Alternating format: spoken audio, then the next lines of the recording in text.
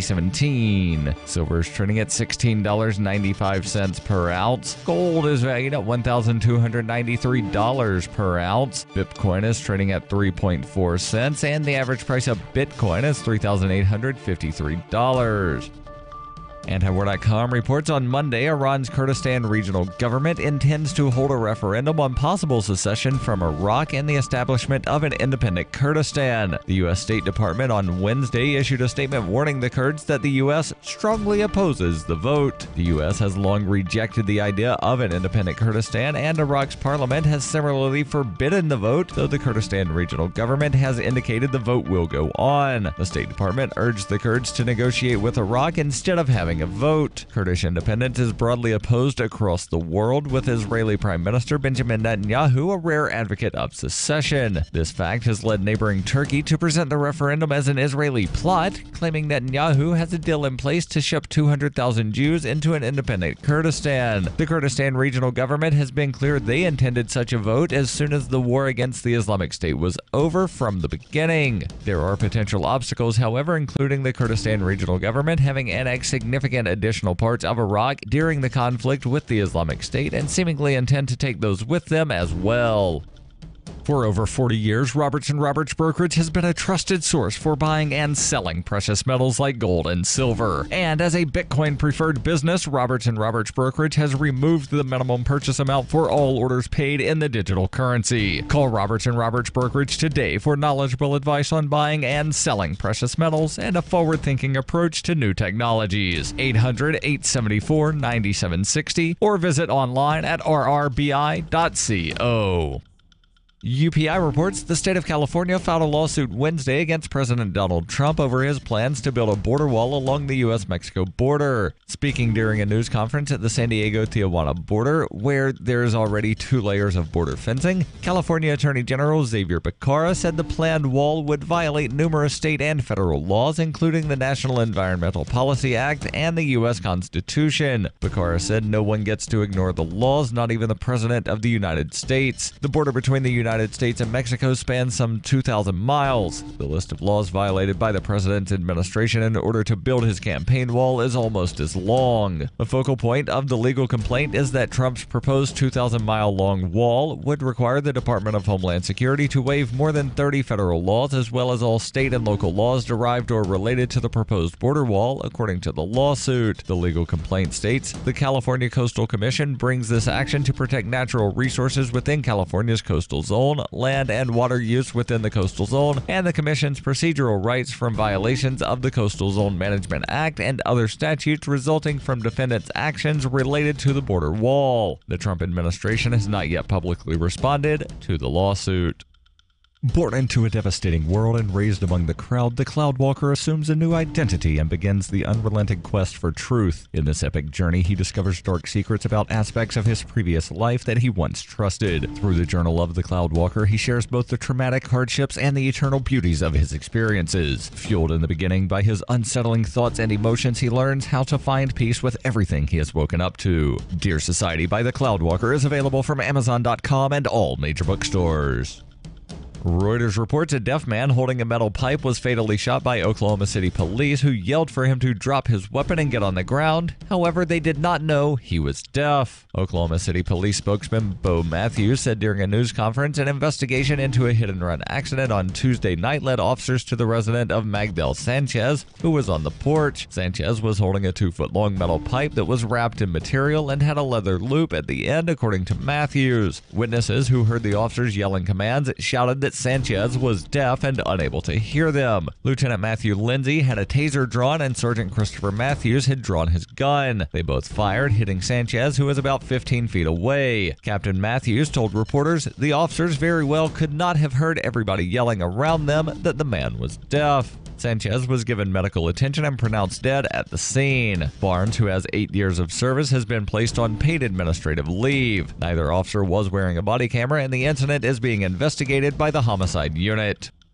This has been FPP Radio News. Online at fppradio.com.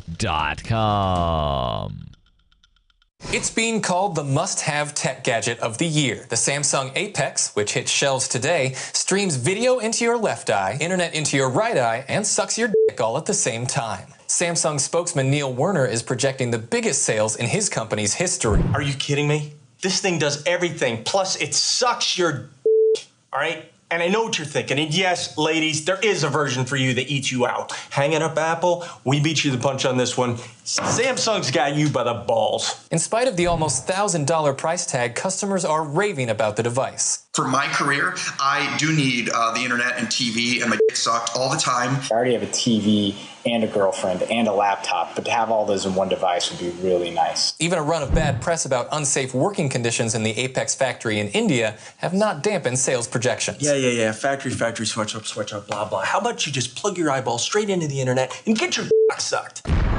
This is the Onion News Network.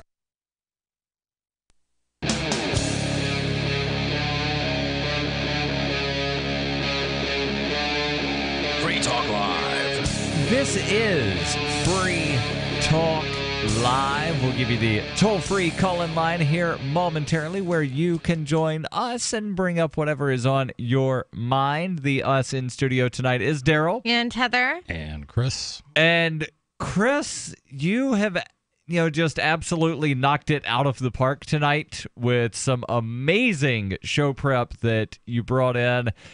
And, I just don't know where to start. We could start with the story that on a Saturday night would definitely wind up lighting up the phones, all the way to the end of the show, but it's not a Saturday night. So I think we might save that for just a bit. But another one that you have here, and I'll just go ahead and tease. Apparently there's been a Pledge of Allegiance controversy out of Texas, of all places. We'll tell you about that later, possibly, hopefully. But let's start in Iowa. The land of corn and early caucuses. And apparently now Supreme Court hearings over parking tickets. Yeah, that one just kind of caught my eye because you don't often hear about a parking ticket making it to the way. Or actually a speeding ticket. Sorry, not a parking ticket. But still, you generally don't hear about a traffic violation of any sort going all the way to a state Supreme Court. Yeah, I thought that was pretty interesting. And that's what's going on. And this is over a $75 speeding ticket. This comes to us from NPR. Which also not necessarily a site that I would expect you to go looking for show prep on. Well, I scour the interwebs every week to try to come up with interesting stories that we can share with our listeners, and I thought this was really one of them. To be fair, I probably did not. I know I didn't go to NPR, but I use a lot of news aggregators and things like that. But a dispute over a $75 speeding ticket has climbed through the levels of Iowa's court system, reaching the lofty heights of the Iowa Supreme Court for oral arguments. Marla Leaf got a speeding ticket because a camera allegedly caught her driving 68 miles per hour in a 55 zone. And all right, so I'm actually on the article right now, and they link over to a YouTube video from yesterday. It's about a 2-hour video that apparently shows the Iowa Supreme Court hearing of 3 different cases. One of them is City of Cedar Rapids via Marla Marie Leaf, which I believe is the case here with the speeding ticket. Then there's also Myron Dennis Bem, Burton Brooks, Bobby Lee Langston, David Leon Brodsky, Jeffrey Olson, and George Tate Smith versus City of Cedar Rapids and Gazzo USA Incorporated, and then State of Iowa v. Iowa District Court for Jones County. And that would be the winner. So basically, she gets a speeding ticket, and it's taken. The witness in this case is the camera. So It's not atypical for Did they have the camera take the step? I should really, take the time and sort of speed through this, again, 2-hour. Now, yeah. Let me just explain. I've only ever been to the New Hampshire Supreme Court as far as high-level courts. You got me beat. And you, Heather? What? Have you ever been to a state Supreme Court? Yeah. Have you? Not like, I'm not as a criminal. Well, no. Have you ever Right. been there to witness proceedings and stuff like that? I never have done that. That's pretty I had cool. to testify, actually, as a witness in a second-degree murder trial. At a Supreme Court level? No. Oh, okay. Oh, wait a minute. That was different. That was yeah. That was a grand jury or whatever. Gotcha. Well, so in Grand New jury. Hampshire, right. The way the state Supreme Court works is the judges have already, all of the judges say, like, we've already read all of the briefs and the filings. We know the full history. So just, like, make your final plea. And each side has 15 minutes to make their case. And during that 15 minutes, the judges can ask them questions. Gotcha. So it's, basically they'll start telling their thing. And they're supposed to have up to, I think, 2 or 3 minutes uninterrupted, but they can say, I'll waive it. You can start asking questions at any time. So they'll start making their statement, and then the judges will just ask for clarification on a bunch of things. Right. And then just like that, it's over. Yeah. And then the other side goes. And then like that, it's over. And I forget if it's the defense or the prosecution that goes first, but whichever party goes first, they can hold some of their time for the end. Mm-hmm. And kind of a closing arguments type of thing? Okay. Not necessarily. No, so you've got 15 minutes. Oh, okay. You can go 5 minutes, let the other side go, and then you use the remainder of your time. Right. Or you can use all of your time and then let them use all of their time, and then you don't get to say anything at the end. Right. So you've got 15 minutes. You can allot that, However whichever you want. way you want.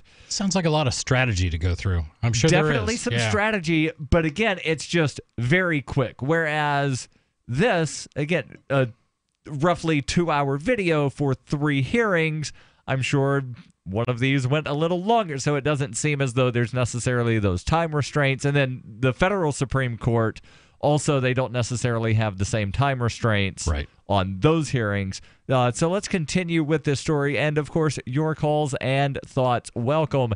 855-450-FREE. That's 855-450-3733. Yeah. So Marla Leaf gets a speeding ticket because a camera allegedly caught her driving 68 miles per hour in a 55 mile per hour zone on an interstate freeway through the city of Cedar Rapids in February of 2015. It's not typical for the state's top court to hear small claims cases.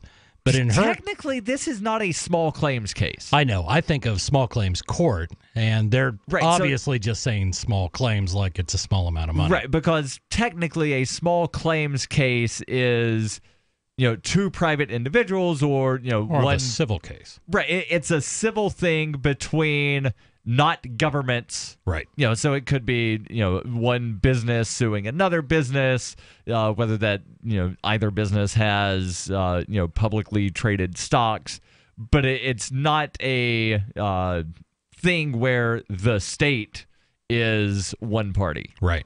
But in this case, it is. Well, sort of. They sort might of. just be. We'll get into this. They might just be using the term small claims for it's a small amount of money. Right. $75. Yep. But in her case against the city of Cedar Rapids, Leaf argues that her constitutional rights and state law were violated because the city delegated police powers to the private company that maintains the speed cameras.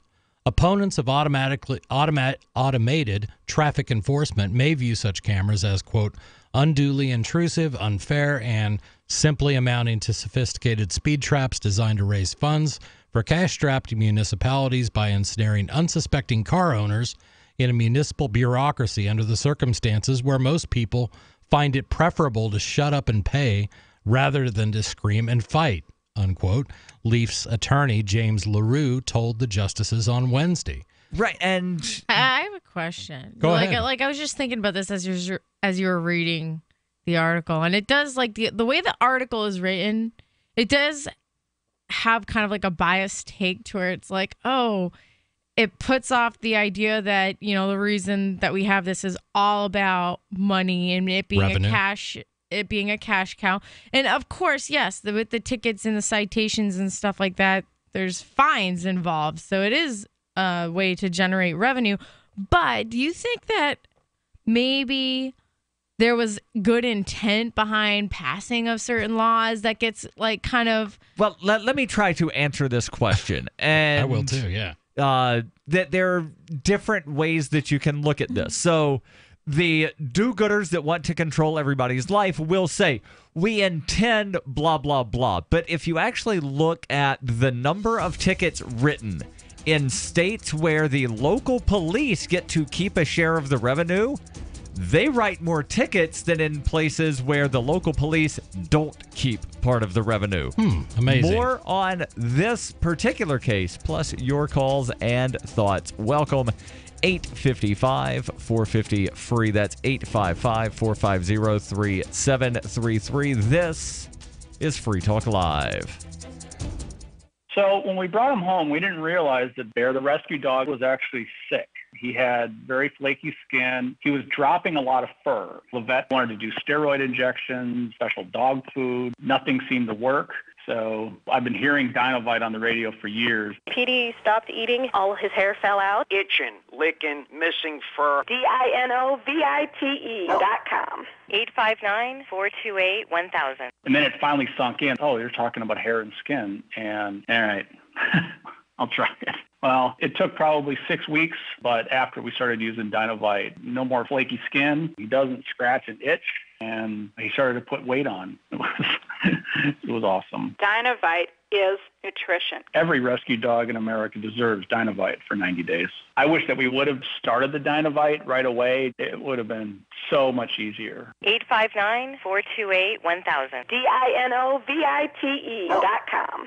Ron Paul, Judge Napolitano, Jesse Ventura, Dennis Kucinich, Roger Ver, Colin and Jim Cantrell, Jordan Page, and Tatiana Moroz. Top minds in aerospace, cryptocurrency, blockchain technology, fine arts, politics, and finance, all at the Nexus Conference in Aspen, Colorado, September the 21st through the 23rd. Don't let this opportunity pass you by. Get your tickets now at nexus.freetalklive.com. New ideas and new opportunities all to be had on September the 21st through the 23rd. Nexus.freetalklive.com. Do you want to help build a better financial system for everyone? Join Dash. Dash is Digital Cash, a digital money platform designed to replace cash and help people manage their own wealth. It's fast and easy. Fees are low and transactions are confirmed instantly. Dash is decentralized, run by users who earn rewards for helping run the network and make governance decisions. Dash is set up to succeed where other platforms have failed. Give it a try. Dash.org. Help people take control over their financial future today. Find out more at Dash.org. The Free State Project has reached its goal of 20,000 liberty lovers who've pledged to move to New Hampshire and get active to achieve liberty in our lifetime. Perhaps you're trying to figure out what part of New Hampshire should be your destination.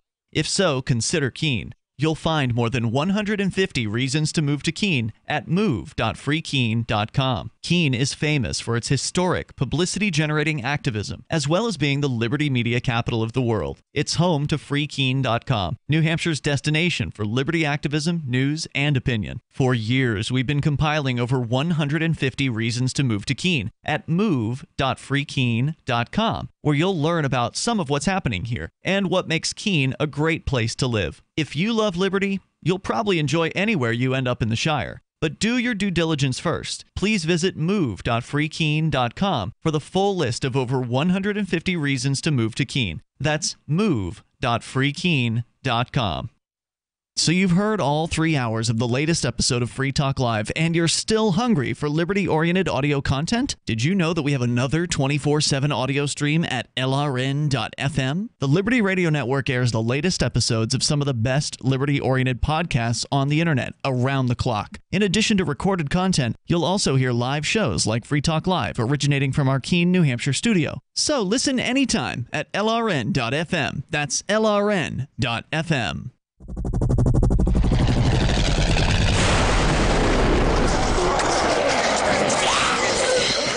In Survivor Max 2, School Bites, Max must scavenge through a wasteland swarming with the undead. Desperate to find the medicine he needs, he discovers a community of survivors at his former school. Has he finally found the safe haven he's been looking for, or will he discover that school bites? Look for Survivor Max on Facebook, read reviews on Amazon, and read Chapter 1 at survivormax.com. You can sign up to receive the latest about the Liberty Radio Network via our email updates at updates.lrn.fm. That's updates.lrn.fm.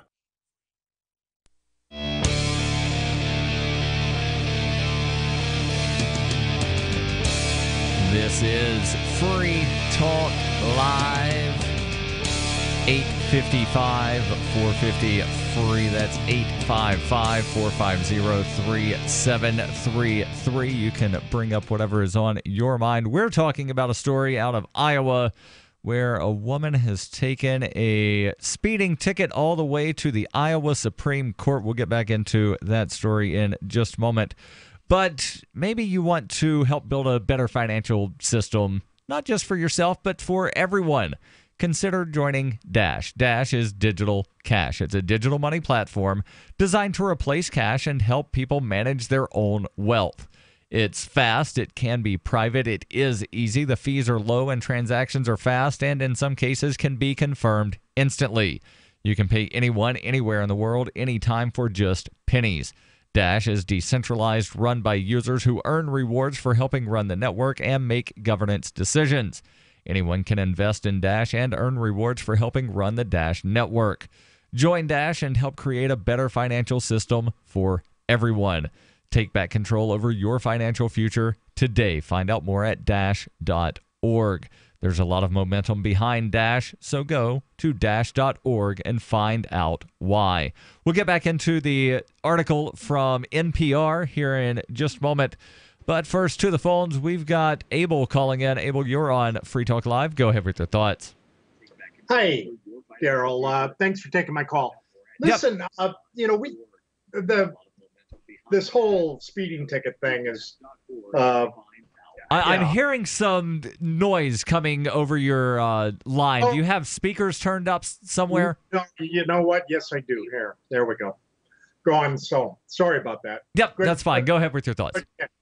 Listen, the idea that a camera and some electronics, controlled by whomever, is not my picture of good evidence. You know what I mean? Right. There's just nothing there that ought to be part of,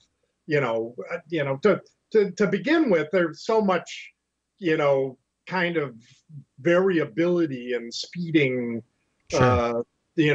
Control, speeding, enforcement it's just not I don't know. A reliable technical means of assessing someone's speed, prone to failure, prone to the effects of weather, prone to light. I mean, because this is a camera, there's all sorts of technical reasons why I think they can be questionable. But I really look at this as a constitutional issue. I mean, we have a right, which is supposedly protected by the U.S. Constitution, to basically address our accusers, to challenge the evidence. And with a speeding camera, it's sort of like, well, you can't call a camera onto the stand. The camera, you could, but it won't be able to answer. Who's the operator? There isn't one. It's, self-run. It's programmed. There's nobody sitting behind pressing a button to take pictures. And I don't even care, because there isn't even a harmed party to actually have a complaint. That's a good point. I mean, what's his business? It's against the state. Well, the state is a fiction. But I think it's worth exploring what you just said, where you said there is not a victim. Right. And if people think about that, and not everybody may think the way some of us are thinking now, but the idea is, if someone is speeding and nothing bad happens, then there was no victim. No person was harmed. There is no one who was injured. There was Nothing that went wrong. I agree with that to a degree, but then there's the little devil on my other shoulder that's like, yeah, but if some jerk's bombing down the highway, weaving in and out of traffic, going 110 miles an hour, and doesn't get into an accident, like, I still think that guy's a jerk. And, you know, he may be a jerk. Yeah, and I wouldn't really care if he was given a ticket, to be honest. But did he hurt anybody? And that's Not yet. That's like saying, okay, if someone's going to, shoot and miss you, does it, give him another chance? Okay, I carry a gun every day. I carry a gun into places that people have no idea that I carry a gun. I have the means to end, which I'm trying to think of. You don't think, though, Hold on. I'm trying to remember which gun I have on. 15 lives. I could take 15 lives. Uh-huh. So by your rationale, the potential is there. At any moment, I could snap and start shooting and kill 15 people. Okay, well, if you decided to, just shoot leaves on a tree in the middle of a public place and just barely, you're being negligent or whatever, and you could potentially kill somebody, you don't think that's some type of behavior that we should kind of deal with as a society? The behavior is, yes. What the question is what happens when nothing goes wrong? Then you outlaw freedom. So if some guy goes into the middle of a crowd and starts firing his weapon just aimlessly and stuff like that, it doesn't hit anybody, you don't think that should be something that should be dealt with? The cops do that all the time. Nice one, Abel. Thank you very much. I mean, Jesus, here you are. Melody, is it? No, this is Heather. No. Heather, I'm sorry. Yeah. I apologize. I should know you better than this after all the calls I get through. But listen, Heather, the idea is that you're setting up this guy with less than 100 IQ, probably, with a gun. I mean, I don't know if you saw the cop, that shot the Castile guy. That guy should have never been a cop. He was frightened to death. He was probably peeing his pants. I mean, you saw this on the dash cam. It was awful. And then there's a dead guy. So don't be so, happy to get somebody to the side of the road to be detained, because that could be a death sentence. And that's what we need to start, understanding. But I don't like the leap there, though. I don't like the leap that punishing certain behavior is a death sentence. Of course you wouldn't like it, but who would? Nonetheless true. But that's I feel like that's not the case. That's like saying what? Are we not supposed to enforce, rape or something like that? Like, you're comparing speeding where no one is injured to rape. But because you have to have police officers to enforce those laws too, right? So you're basically saying there should be no police officers because they're low IQ guys that are going to kill people. In this case, there isn't even a police officer. There's a camera, an inanimate object. Okay, but I'm just saying, did he not just basically insinuate that there shouldn't be cops because they all have low IQs? So having laws and having them instead of asking us what he insinuated, ask Abel. Go ahead, Abel. Right, thank you. Now, for me, the idea that we need to go back to committees of safety, which would be the community, which would be the people that know the guy. Because local cops aren't part of the community? In some cases, they're not. They live 3 towns over. But and generally, can police not live? I mean, so you're saying that you'd rather have law enforcement live in communities. I agree with that. Heather, no, these guys ought to, the way it's all set up now, and it's really bad now. They don't even, want there to be any, connection. They set themselves up. If you want to hold them over. Abel, I think we're losing the connection. Abel, thank you for the call. Your calls and thoughts welcome. 855-450-FREE. That's 855-450-3733. This is Free Talk Live. Want revenge on the common housefly?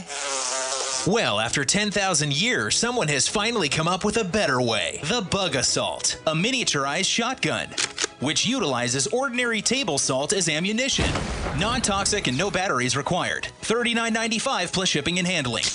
Use discount code GCN and receive 15% off your purchase at bugassault.com. Fire your fly swatter and get your Bug Assault today.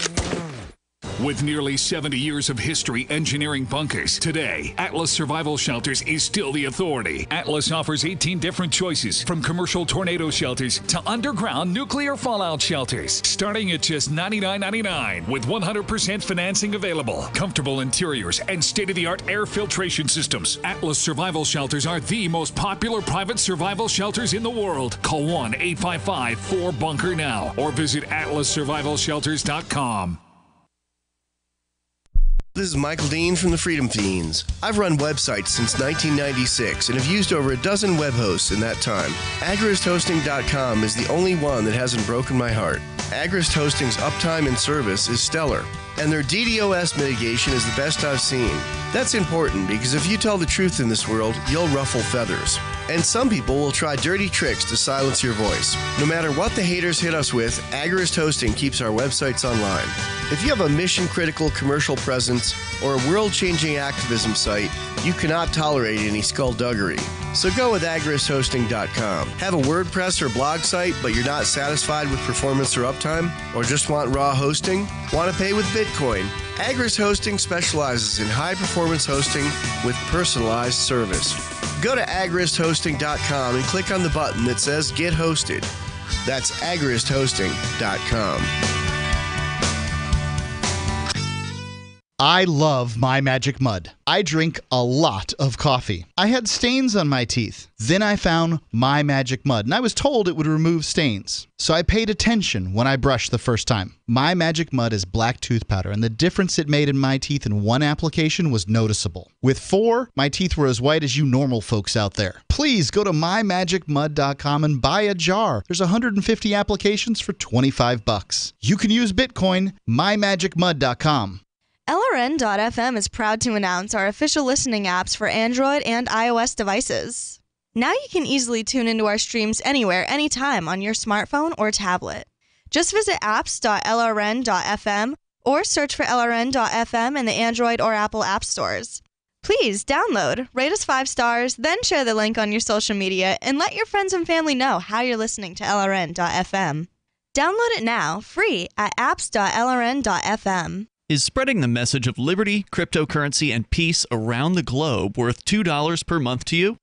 As you may already know, in addition to our internet feed, LRN.FM broadcasts on free-to-air satellite across North and Central America, as well as Sub-Saharan Africa. And we've been available on satellite for free 24/7 since 2010.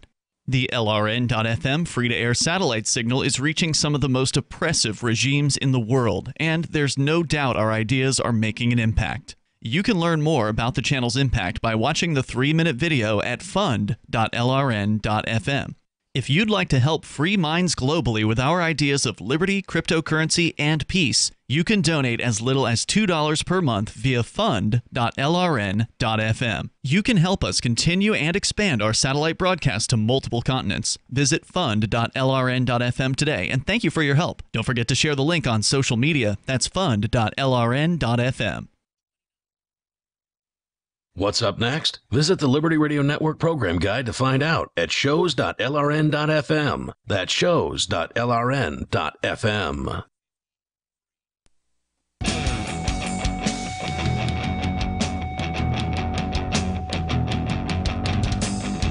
This is Free Talk Live. 855-450-FREE. That's 855-450-3733. In studio, it's Darryl. And Heather. And Chris. And if you like the show and you listen to the show as a podcast, because we're both a radio show that's broadcast on about 170 radio stations, and we have a podcast, and there are a lot of people that do listen only to the podcast. Right. And there are a lot of people that do listen to us live on broadcast radio. But if you're one of the people that listens only to the podcast and you want more people to find the podcast, leave a rating, leave a review, whether it be iTunes, Stitcher, or any of the other different podcast aggregating things. And the more ratings and the more reviews we have, the higher up on the list that it winds up showing when people search for various things. it will potentially wind up causing more people to just stumble across Free Talk Live and the ideas of liberty. That's the big point. And yes, that's really the big point. That's why we're here. Yes. Yeah. It says radio's fun and all that good stuff, but it's really, it brings a real sense of accomplishment when you kind of listen to somebody talk about a subject that they've never looked at it as how does this affect me and my quote freedom, and how can I look at this and make positive changes in my life. It's kind of like exercising, but your thought process, listening to talk radio. Exercising You your know brain, what I mean? yeah, It's kind of like, you're sitting there, you're getting a good workout in, listening to a couple hours of Free Talk Live. Like, where's the conversation going to go? It's a little bit of CrossFit today with me trolling some of our callers. We think you're trolling us. I think she's trolled herself. I think it's important to play like contrarian and to question, you know what I mean? I think I add a little bit of value here. I think I'm going to troll you. Okay, go for it. I will. Troll away. I think it was John F. Kennedy said that a good leader always welcomes opposition as well as support, right? Because it's from our opposition that we learn to tweak our own position. Did you read that on the internet? Because Abraham Lincoln said, "Don't believe everything you read on the internet." That's not where I read it. I grew up on the Cape. Okay, I've been to all those Kennedy museums and stuff. We'll get back to the article that we started the show with out of Iowa, where a woman has taken a $75 speeding ticket all the way to the Iowa State Supreme Court. We'll get back into that, but first to your calls and thoughts. 855-450-FREE. We've got Scott calling in from Massachusetts. Scott, you're on Free Talk Live. Go ahead with your thoughts. Good evening, Darryl, Heather, and Chris. How are you? Good, thank you. What's on your mind? Well, did you hear about the comment that Valerie Flay made today? I just saw a headline. I haven't read any stories on it. But it was basically something insinuating that all wars were due to people of the Jewish persuasion, Jewish religion. And I believe that. Of course you believe that, Scott. You're a bigot, and you blame everything on the Jews. Thank you for the call. What did I just miss? I just toned out, and I'm like... Scott the bigot. Oh, that was Scott. Yeah, he's been a long-time caller, and he always... he's a one-trick pony. Or, I guess, a one-trick lizard. All right, here I am. I'm going to troll again, okay? Like, we don't know. Listen to the books that Scott says he read, you know what I mean? Mein Kampf. Think about the stuff he reads on the internet. His whole worldview is shaped by all the stuff he's taken in, This is why Free Talk Live, like I said, is like exercise, right? Because you get to hear all these different things, from the crazy to the other stuff, so you're not getting stuck in this one echo chamber with like a bunch of people chirping the same stuff at you all the time. You get like a nice little assortment of everything. People who are bigots and white supremacists. Yeah, you get it all. You did say earlier, though, that talk radio is like exercise for your mind, and I might take a little bit of exception with that. Some talk radio that I've listened to is detrimental to my mind. Yeah, see, Free Talk Live is different because anybody can call in. Right, on any topic. And challenge whatever it is that's being talked about. You know what I mean? Essentially. So Free Talk Live isn't like you're only listening to 3 conservatives and that's all you hear, 3 liberals, and that's all you hear is liberal stuff and liberals calling in, and anybody that doesn't fit that little narrative gets bumped or whatever. Like, we have everybody on here. So it's kind of like the good ideas rise to the surface, Well, I'd say the deck's a little bit stacked in favor of liberty. You're free to listen and form your own opinions. Sure. Yeah. So let's get back into this article out of Iowa. Again, Marla Leaf got a speeding ticket in February 2015, but it wasn't a human police officer that wrote her the ticket. It was a camera not being operated by a human that wound up snapping a photo. She wound up getting a ticket in the mail. And again, she's taken this all the way to the Iowa State Supreme Court. Yep. Chris, read that quote from her attorney one more time. Sure. We're going to skip back. Opponents of automated traffic enforcement may view such cameras as, quote, unduly intrusive, unfair, and simply amounting to sophisticated speed traps designed to raise funds for cash-strapped municipalities by ensnaring unsuspected car owners in a municipal bureaucracy under the circumstances where most busy people find it preferable to shut up and pay rather than to scream and fight. Leafs attorney James LaRue told the justices on Wednesday. He said his client refused to be silenced, refused to be stilled. Leaf's case has been joined with another that involves similar issues. At various levels of Iowa's court system over more than 2 years, Leaf has said she believes she was not speeding, especially because of slippery road conditions that day. The cameras are triggered if they record speeds of more than 12 miles over the speed limit. So that's kind of interesting, and a lot of states have laws like that. So this is a 55-mile-an-hour zone. She would have had to have been traveling 67 miles, at least. 67 miles per hour. The camera claims she was driving 68 miles per hour. Right. Leaf's case argues that it is unlawful to give the authority to assess speeding, something it says is police work, to the private camera company Gatso. Can the assessment of a municipal violation be done, LaRue asked, quote, by the police department appointing a friend of theirs to serve as a hearing officer, unquote? Lower Iowa courts have been satisfied that the system is constitutional because it is the police department and not the private company that ultimately makes the decision to issue a speeding ticket. All right, so let's sort of stop here and parse this out a little bit. And I want to see if I understand what the lower courts have ruled. Well, it might be a private company that, has a monopoly that, operates all of these cameras and, they're connected with the mayor and the city council or, the governor, the governor's brother, whatnot. They just wind up giving a bunch of information to the police and then right. The police wind up writing the tickets based solely on the information provided to them by a private company that wound up getting this sweetheart contract. I'm going to read the next line and we can talk about this a little bit more. Quote, there is never a citation issued that does not get reviewed and approved by a police officer, unquote. Gatso attorney Paul Burns told the justices. According to court documents, Gatso receives $25 per citation.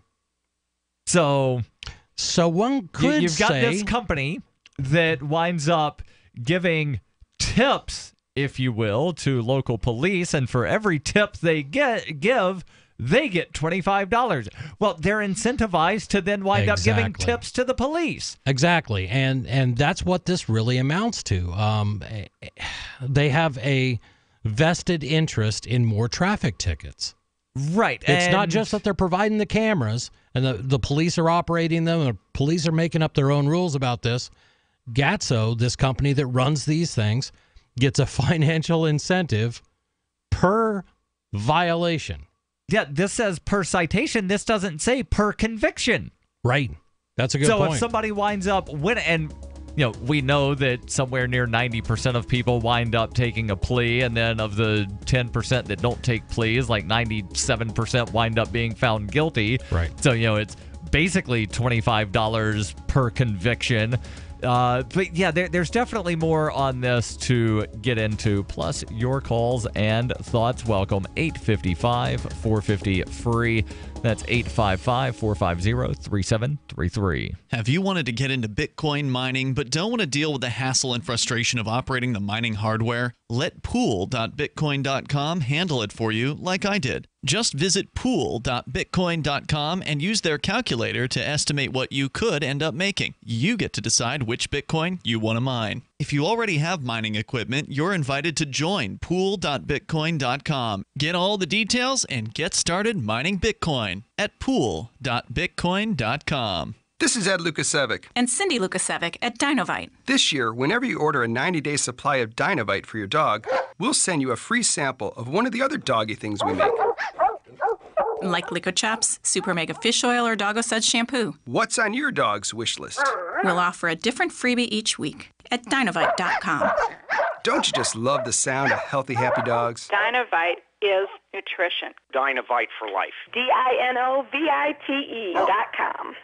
BuySellMakeOffer.com is better than ever. I'm Pat Matthews here to tell you that BuySellMakeOffer.com, the revolutionary site for buying and selling anything and everything, just upped the ante. Go right now to BuySellMakeOffer.com and click the Sign Me Up button. When you do, you'll get the first month free, and then it's just $9.95 a month to be a member forever. And you don't need a credit card for the initial setup. Create your own store on the site and sell whatever you want as long as it's legal, however you want, and sell an unlimited number of items. Create your own intro video to describe what your store is all about. Use Skype to see who you're buying from or selling to. Sell unused household items, as well as antiques, cars, televisions, collectibles, real estate. The possibilities are unlimited. Use social networks to promote your store right from our site. Remember, there are never any fees no matter how much you sell. Become a member today. I'm a member. Get all your friends to sign up too. This could become a great business for you. Sell whatever you want for the first 30 days free at BuySellMakeOffer.com.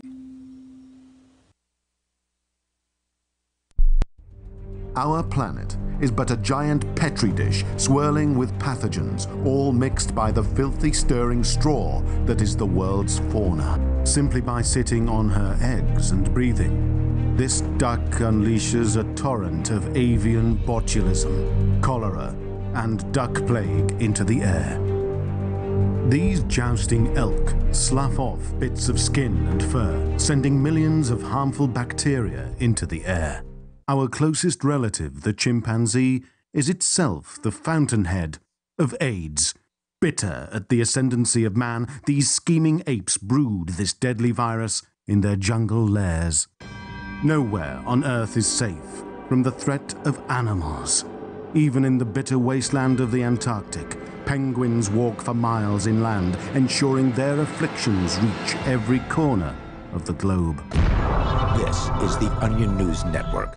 You may already know about the Free Talk Live audio-on-demand phone line at 641-793-9660. Did you know that not only can you listen to Free Talk Live via your phone, you can also leave a message and have it delivered to Free Talk Live's hosts? To leave us your thoughts, just dial 641-793-9660. That's 641-793-9660. Press 2 for Free Talk Live, and then hit 0 to leave your message. Ross Ulbricht was convicted in early 2015 of running the infamous Silk Road Underground Market. The Silk Road was a gift to humanity and helped reduce the harms brought on by drug prohibition. For this good deed, Ross has been sentenced to life in prison with no possibility of parole. Now, an appeal is Ross's only chance, and he needs your support. Please visit freeross.org, where you can contribute via various methods, including Bitcoin. Visit freeross.org. That's freeross.org. If you enjoy LRN.FM, please contribute to your favorite shows via their websites and become an amplifier at amp.lrn.fm. That's amp.lrn.fm.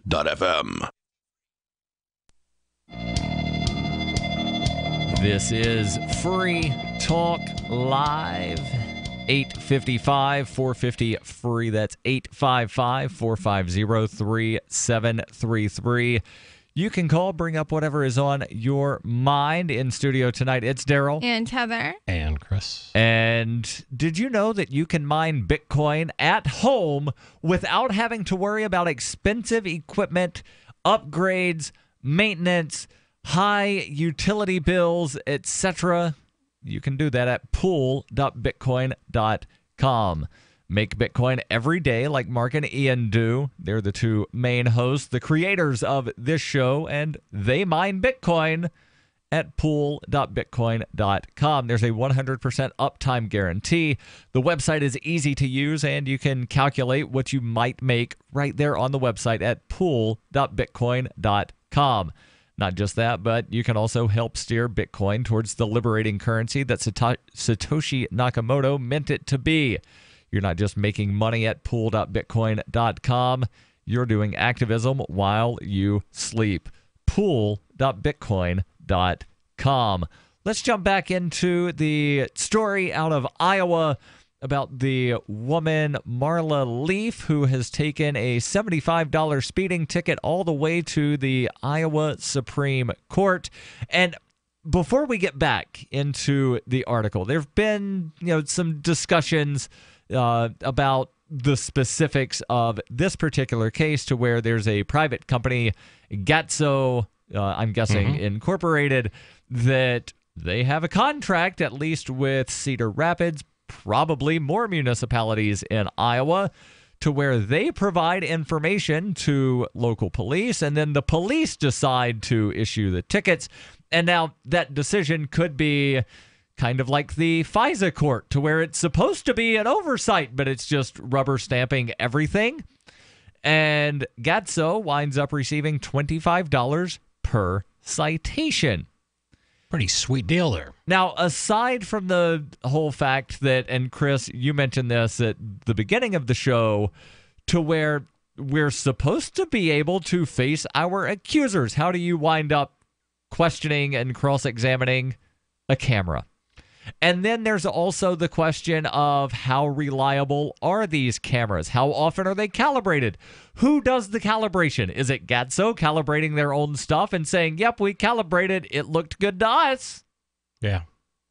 Yeah, I was just kind of poking around their website, and they do red light enforcement, speed enforcement, railroad crossing, school bus stop arms, all kinds of stuff. And then there's the other question that is the more philosophical question of, well, why not just pay it's only $75. Right, just why pay not it, be just done with pay it? Because I can almost guarantee you, unless she found a lawyer to work pro bono, she has spent at least 100 times that just on lawyers. I don't doubt it at all. She's probably spent 100 times that just on legal fees for, paying for copies of stuff and court fees. Filings and filings. You've got filing deadlines, and then you add lawyer fees, which aren't cheap.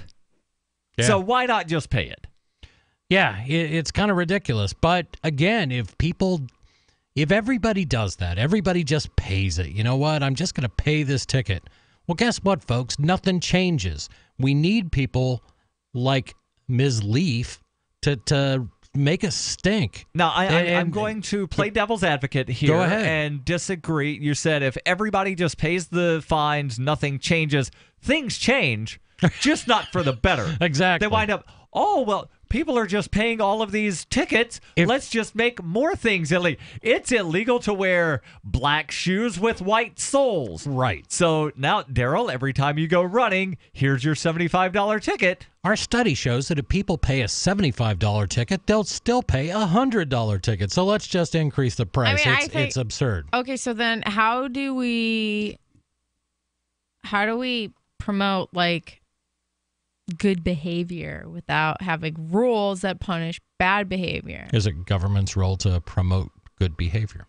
What do you mean? I'm gonna say that to a degree. I think if you're living amongst people, I think it benefits everyone if everyone agrees to certain standards of living. Yeah. Do you need a government to do that? I think. What do you mean? Well, if enough people agree, then that's what happens. It does. It just becomes part of what things are. And another interesting thing, because we talk about speeding. I grew up in a really, really rural area on the West Coast in Oregon. More rural something is, the less government you need, because there's not as many people living amongst each other that you have to really worry about fighting with one another. My point is we had a lot of rural roads. I had a lot of dirt roads. You had a lot of just highways in the middle of nowhere that weren't well patrolled.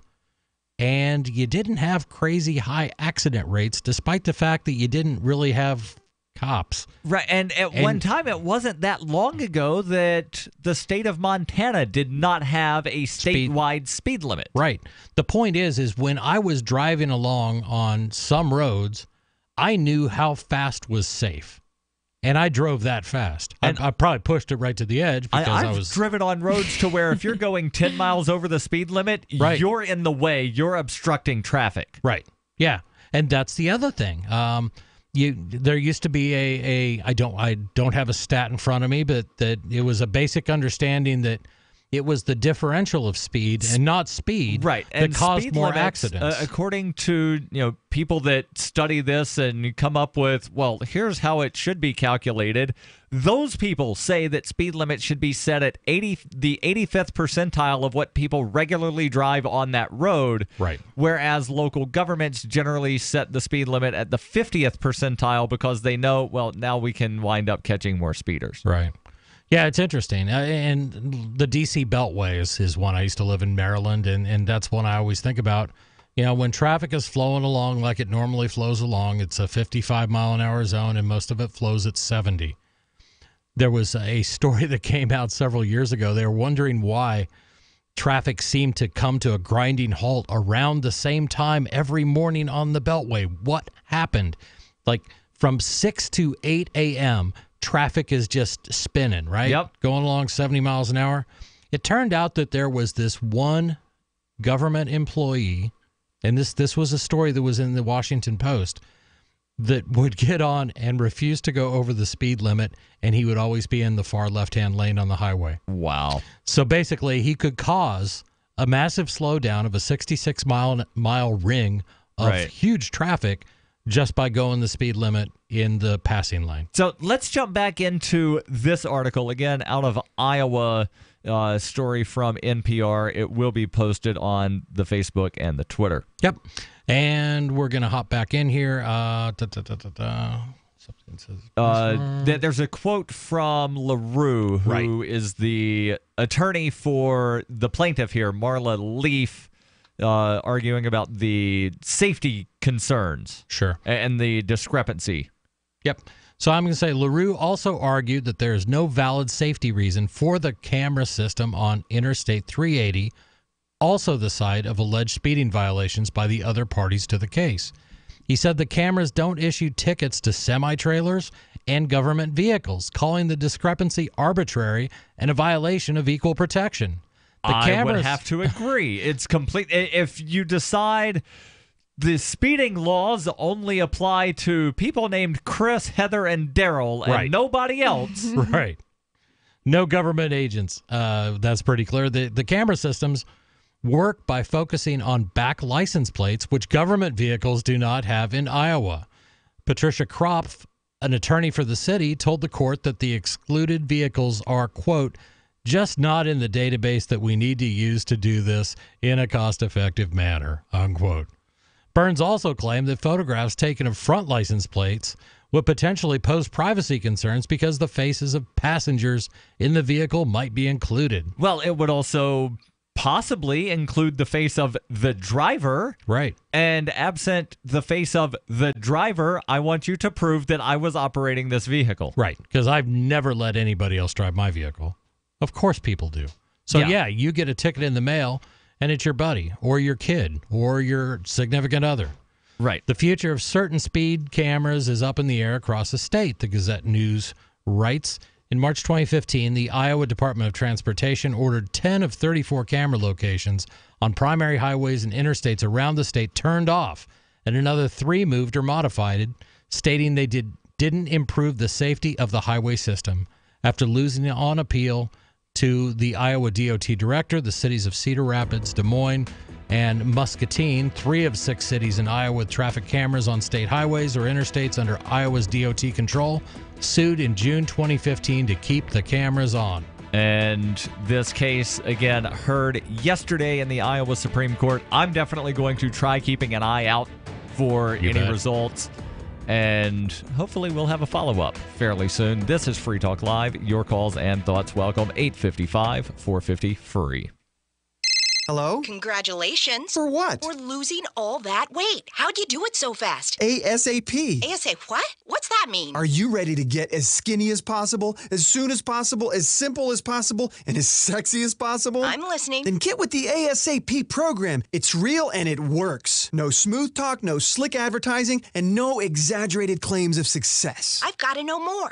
Welcome to ASAP, as slim as possible. Whether you have 10, 20, or 50 pounds to lose, ASAP is your your weight loss answer. ASAP targets the abnormal fat reserves and makes them available to be burned as fuel and contains no caffeine or hormones. Order ASAP at wholesale prices or join the team to share the business with others. Go to GCNteam.com or call 855-GCN-MALL. That's 855-426-6255. GCNteam.com or 855-426-6255. Lose weight and look great with ASAP, as slim as possible. So you've signed the Shire Society Declaration and are planning your move to New Hampshire to be around more liberty-oriented people. Next, sign up for the Shire Society Forum at forum.shiresociety.com. There are a bunch of people there who are already in the Shire, and they want to meet you. If you're already in the Shire physically, you should also come by the forums. Remember, not everyone uses Facebook. New people are signing up for the Shire Society Forum every month, so drop in and say hello at forum.shiresociety.com. There are lots of ways to listen to Free Talk Live. Our podcast has been around since podcasts began, and now the FTL feed is loaded with content besides our full show archives. Did you know that we make it easy for you to customize your podcast subscriptions? We have different feeds, one that includes only our full shows, one with just the Daily Digest, and one with just the Edgington Post. You decide what you listen to. It's quick and easy to customize your feeds at feeds.freetalklive.com. That's feeds.freetalklive.com. You're listening to the live edition of Free Talk Live. Hour number 2 is next after the news here on the Liberty Radio Network at LRN.FM. From Keene in the Shire, the Liberty Media capital of the world, this is Darryl W. Perry, host of FPP Radio News for Thursday, September 21st, 2017. Silver is trading at $16.95 per ounce. Gold is valued at $1,293 per ounce. Bitcoin is trading at 3.4 cents, and the average price of Bitcoin is $3,853. Antiwar.com reports on Monday Iran's Kurdistan regional government intends to hold a referendum on possible secession from Iraq and the establishment of an independent Kurdistan. The U.S. State Department on Wednesday issued a statement warning the Kurds that the U.S. strongly opposes the vote. The U.S. has long rejected the idea of an independent Kurdistan, and Iraq's parliament has similarly forbidden the vote, though the Kurdistan regional government has indicated the vote will go on. The State Department urged the Kurds to negotiate with Iraq instead of having a vote. Kurdish independence is broadly opposed across the world, with Israeli Prime Minister Benjamin Netanyahu a rare advocate of secession. This fact has led neighboring Turkey to present the referendum as an Israeli plot, claiming Netanyahu has a deal in place to ship 200,000 Jews into an independent Kurdistan. The Kurdistan regional government has been clear they intended such a vote as soon as the war against the Islamic State was over from the beginning. There are potential obstacles, however, including the Kurdistan regional government having annexed significant additional parts of Iraq during the conflict with the Islamic State and seemingly intend to take those with them as well. For over 40 years, Robertson Roberts Brokerage has been a trusted source for buying and selling precious metals like gold and silver. And as a Bitcoin-preferred business, Robertson Roberts Brokerage has removed the minimum purchase amount for all orders paid in the digital currency. Call Robertson Roberts Brokerage today for knowledgeable advice on buying and selling precious metals and a forward-thinking approach to new technologies. 800-874-9760 or visit online at rrbi.co. UPI reports the state of California filed a lawsuit Wednesday against President Donald Trump over his plans to build a border wall along the U.S.-Mexico border. Speaking during a news conference at the San Diego-Tijuana border, where there's already 2 layers of border fencing, California Attorney General Xavier Becerra said the planned wall would violate numerous state and federal laws, including the National Environmental Policy Act and the U.S. Constitution. Becerra said no one gets to ignore the laws, not even the President of the United States. The border between the United States and Mexico spans some 2,000 miles. The list of laws violated by the president's administration in order to build his campaign wall is almost as long. The focal point of the legal complaint is that Trump's proposed 2,000-mile-long wall would require the Department of Homeland Security to waive more than 30 federal laws, as well as all state and local laws derived or related to the proposed border wall, according to the lawsuit. The legal complaint states, the California Coastal Commission brings this action to protect natural resources within California's coastal zone, land and water use within the coastal zone, and the Commission's procedural rights from violations of the Coastal Zone Management Act and other statutes resulting from defendants' actions related to the border wall. The Trump administration has not yet publicly responded to the lawsuit. Born into a devastating world and raised among the crowd, the Cloudwalker assumes a new identity and begins the unrelenting quest for truth. In this epic journey, he discovers dark secrets about aspects of his previous life that he once trusted. Through the journal of the Cloudwalker, he shares both the traumatic hardships and the eternal beauties of his experiences. Fueled in the beginning by his unsettling thoughts and emotions, he learns how to find peace with everything he has woken up to. Dear Society by the Cloudwalker is available from Amazon.com and all major bookstores. Reuters reports a deaf man holding a metal pipe was fatally shot by Oklahoma City police, who yelled for him to drop his weapon and get on the ground. However, they did not know he was deaf. Oklahoma City police spokesman Bo Matthews said during a news conference an investigation into a hit-and-run accident on Tuesday night led officers to the residence of Magdal Sanchez, who was on the porch. Sanchez was holding a 2-foot-long metal pipe that was wrapped in material and had a leather loop at the end, according to Matthews. Witnesses who heard the officers yelling commands shouted that Sanchez was deaf and unable to hear them. Lieutenant Matthew Lindsay had a taser drawn and Sergeant Christopher Matthews had drawn his gun. They both fired, hitting Sanchez, who was about 15 feet away. Captain Matthews told reporters the officers very well could not have heard everybody yelling around them that the man was deaf. Sanchez was given medical attention and pronounced dead at the scene. Barnes, who has 8 years of service, has been placed on paid administrative leave. Neither officer was wearing a body camera, and the incident is being investigated by the homicide unit. This has been FPP Radio News. Online at fppradio.com. A hot new murder craze sweeps Chicago. Things that shouldn't be said in modern society are said 1,400 times at the RNC, and a brave woman enters a restaurant without first looking it up online. This is the Onion Week in Review. The World Wildlife Fund quickly backtracked Thursday from a recently released press statement saying panda ears are, quote, absolutely delicious. Organization officials noted that while panda ears do taste amazing braised, steamed, fried, or cooked in an omelet, they should not have announced it publicly, nor should they have ever eaten any part of a cheetah, giraffe, or Bengal tiger, no matter how good they may be. According to company sources, the Netflix board of directors held a tense series of meetings earlier this morning to decide whether the fantasy comedy Michael is stream-worthy. The board reportedly sat through its mandatory 2 back-to-back screenings of the 1996 film starring John Travolta as an angel visiting Earth, all while passionately arguing over the film's story, acting, and level of enjoyment upon subsequent viewings to determine if the movie should be available through its instant viewing program. This is the Onion News Network.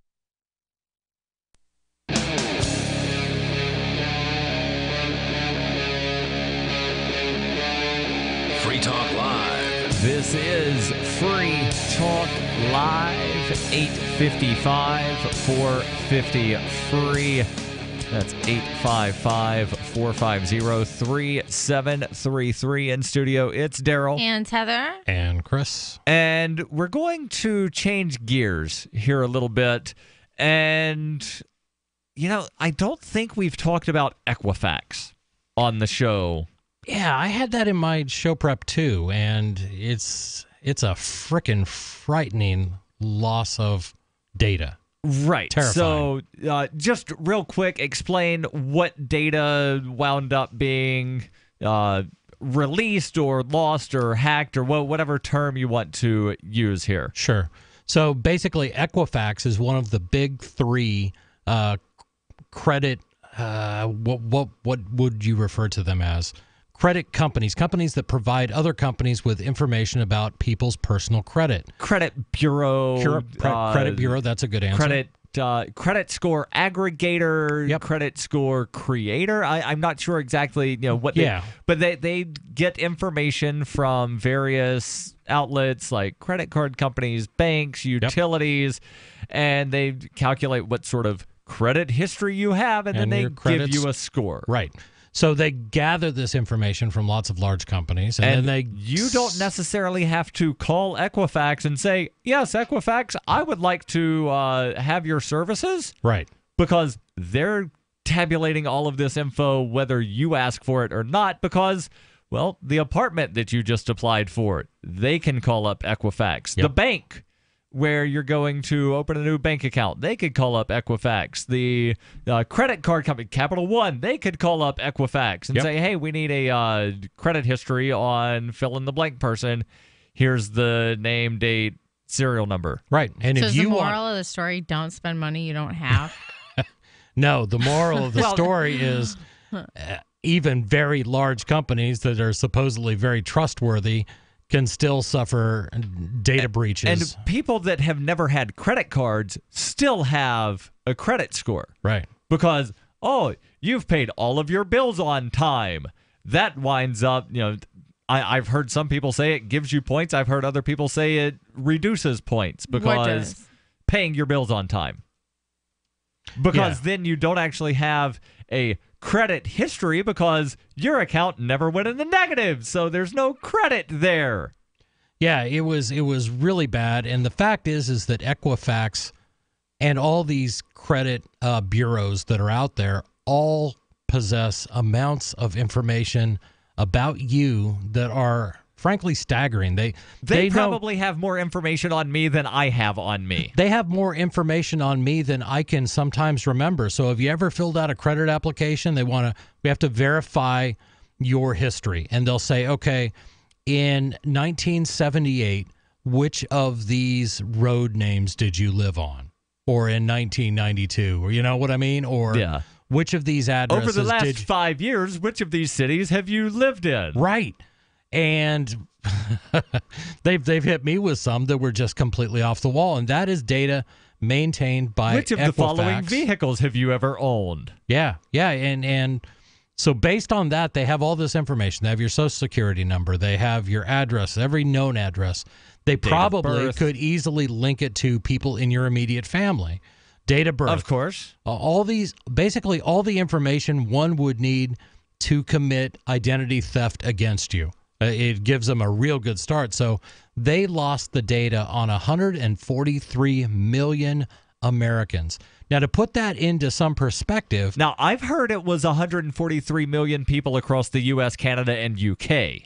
You may be right. I'm not sure. Which, in either case, that's still a lot of people. And when you think that there's a large segment of the population that has no credit.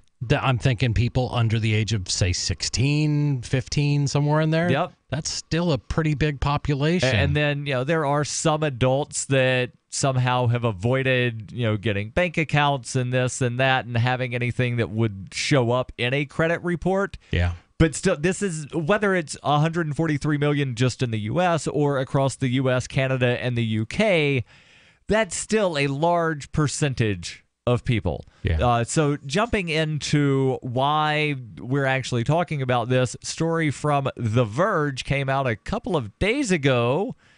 And, let me just jump into the story. Earlier this month, hackers broke into the servers of Equifax and took the data on 143 million people, including social security numbers.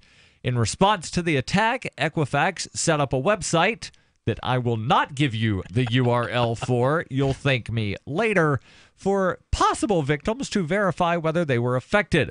Because the process involves sharing sensitive information, consumers have to trust that they're entering data in the right place, which can be tricky because the breach recovery site itself is not part of the Equifax website.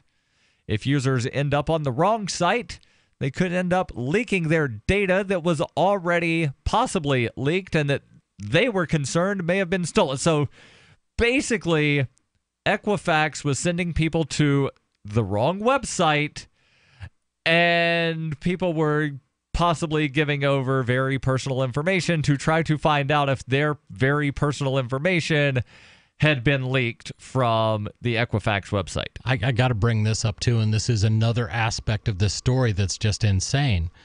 Equifax originally said that they would set up, a way for you to find out if you were part of the leak. How do you find out? Well, the idea was, this was Equifax's idea. You go to the Equifax website, you punch in your name, you click on accept terms and conditions, and then it shows you. The problem was accepting the terms and conditions included I will not join any class action lawsuit or bring anything against Equifax. Smart contract. Let's just put everything on a smart contract that nobody's ever going to actually wind up reading. Aren't there laws, though, against that where you implied? No. Yeah, I'm pretty sure I read something about this when I was doing the insurance licensing, courses that you take before you do the exam, and That would be It's somehow about deceitful. like implied and expressed consent or something. Equifax did later wind up saying that even though that may have actually been in there, they weren't planning to actually enforce that. Oh, wait till they see the numbers. Then they might change their mind. But I also heard that depending on what sort of device you logged into that website with, you would get different information. There was a podcast, I forget what it was. I was listening to another podcast where they played an audio clip from a third podcast, and the host was saying he went to the website on his laptop, got one result, went to the site on his phone, typed in the same exact information, and got a completely different result. So they might not have even been providing accurate information. The story from The Verge continues, and of course, your calls and thoughts. Welcome, 855-450-FREE. Just yesterday, Equifax ended up creating the exact situation on Twitter, that situation of giving out the false site to go to, hey, go to this site and check the thing. Well, they put up the wrong website again. In a tweet to a potential victim, the credit bureau linked to one website instead of what it actually should have been. Again, I'm not going to say these over the airwaves in case someone goes to the wrong one. It was an easy mistake to make, according to The Verge, but the result sent the user to a site with no connection to Equifax. Equifax did delete the tweet shortly after the article was originally published, but it remained live for nearly 24 hours.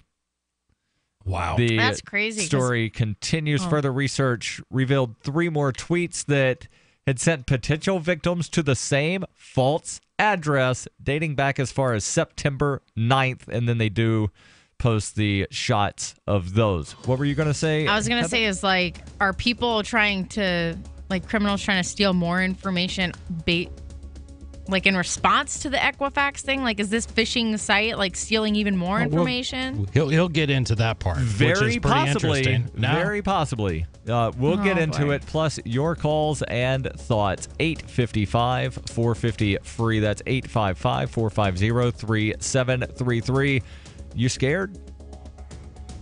Ron Paul, Judge Napolitano, Jesse Ventura, Dennis Kucinich, Roger Ver, Colin and Jim Cantrell, Jordan Page, and Tatiana Moroz. Top minds in aerospace, cryptocurrency, blockchain technology, fine arts, politics, and finance, all at the Nexus Conference in Aspen, Colorado, September the 21st through the 23rd. Don't let this opportunity pass you by. Get your tickets now at nexus.freetalklive.com. New ideas and new opportunities all to be had on September the 21st through the 23rd. Nexus.freetalklive.com. Have you wanted to get into Bitcoin mining but don't want to deal with the hassle and frustration of operating the mining hardware? Let pool.bitcoin.com handle it for you like I did. Just visit pool.bitcoin.com and use their calculator to estimate what you could end up making. You get to decide which Bitcoin you want to mine. If you already have mining equipment, you're invited to join pool.bitcoin.com. Get all the details and get started mining Bitcoin at pool.bitcoin.com.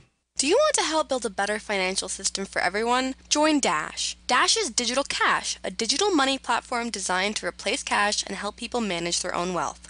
It's fast and easy, fees are low, and transactions are confirmed instantly. Dash is decentralized, run by users who earn rewards for helping run the network and make governance decisions. Dash is set up to succeed where other platforms have failed. Give it a try at dash.org. Help people take control over their financial future today. Find out more at dash.org. If you want to promote your business, organization, website, or club, radio is a great way to reach a lot of people. And because the ads are low cost, you can reach them a lot more often. Repetition builds reputation, and ads with audio are just more convincing than print or digital. If you need local people, please contact this station. If you can sell nationally, I'd love to help. Free Talk Live is nationally syndicated on more than 170 radio stations, and we have a large and loyal podcast audience. Check out our packages at advertise.freetalklive.com. If you need something custom, contact me, Mark at freetalklive.com. Since time began, tyrants have taken aim at personal liberties. Now there's a movie that aims back. The government has no more right to tell us what to put in our bodies than they have to take our guns or tell us what books we can read. 6 drug police were eaten by bears while raiding a marijuana farm. On your knees, you dirty hippie! Jesus. On your knees! What's the problem, officer? Today, many cops who enforce pot laws do so only because it provides them with cushy jobs, good benefits, and a chance to push people around. I was an undercover narcotics officer. The drug war is nothing but a farce. The Second Amendment says you gotta keep you and your gat intact. Guns and Weed, The Road to Freedom. A film by Michael W. Dean and Nima Vadadi. DVD available now at gunsandweed.com or on Amazon. That's gunsandweed.com. Makes the perfect gift. Remember, that's gunsandweed.com. DVD, books, music, instruments, periodicals, computers, software, electronics, photo, cell phones, office products, home and garden, bed and bath, furniture, kitchen, pet supplies, automotive, hardware, apparel, shoes, jewelry, grocery, healthcare, sports and outdoors, toys, games, used, and more. It's a department store at your fingertips. Shop.freetalklive.com. Get all your shopping done, get a great deal, and a portion of your purchase goes to benefit Free Talk Live when you enter Amazon via shop.freetalklive.com. The new 4th edition of Healing Our World, The Compassion of Libertarianism, will take your understanding of liberty to a deeper level and has over 1,300 updated references, new cartoons, and a foreword by Dr. Ron Paul. With discounts for multiple book purchases, the 4th edition of Healing Our World is a great gift for the liberals, pragmatists, environmentalists, and Christians in your life who think libertarianism is cold-hearted. Get yours today at healing.freetalklive.com and use promo code FTL for a $5 discount. You're listening to the best liberty-oriented audio streamed around the clock, on the air, and online. This is the Liberty Radio Network at LRN.FM.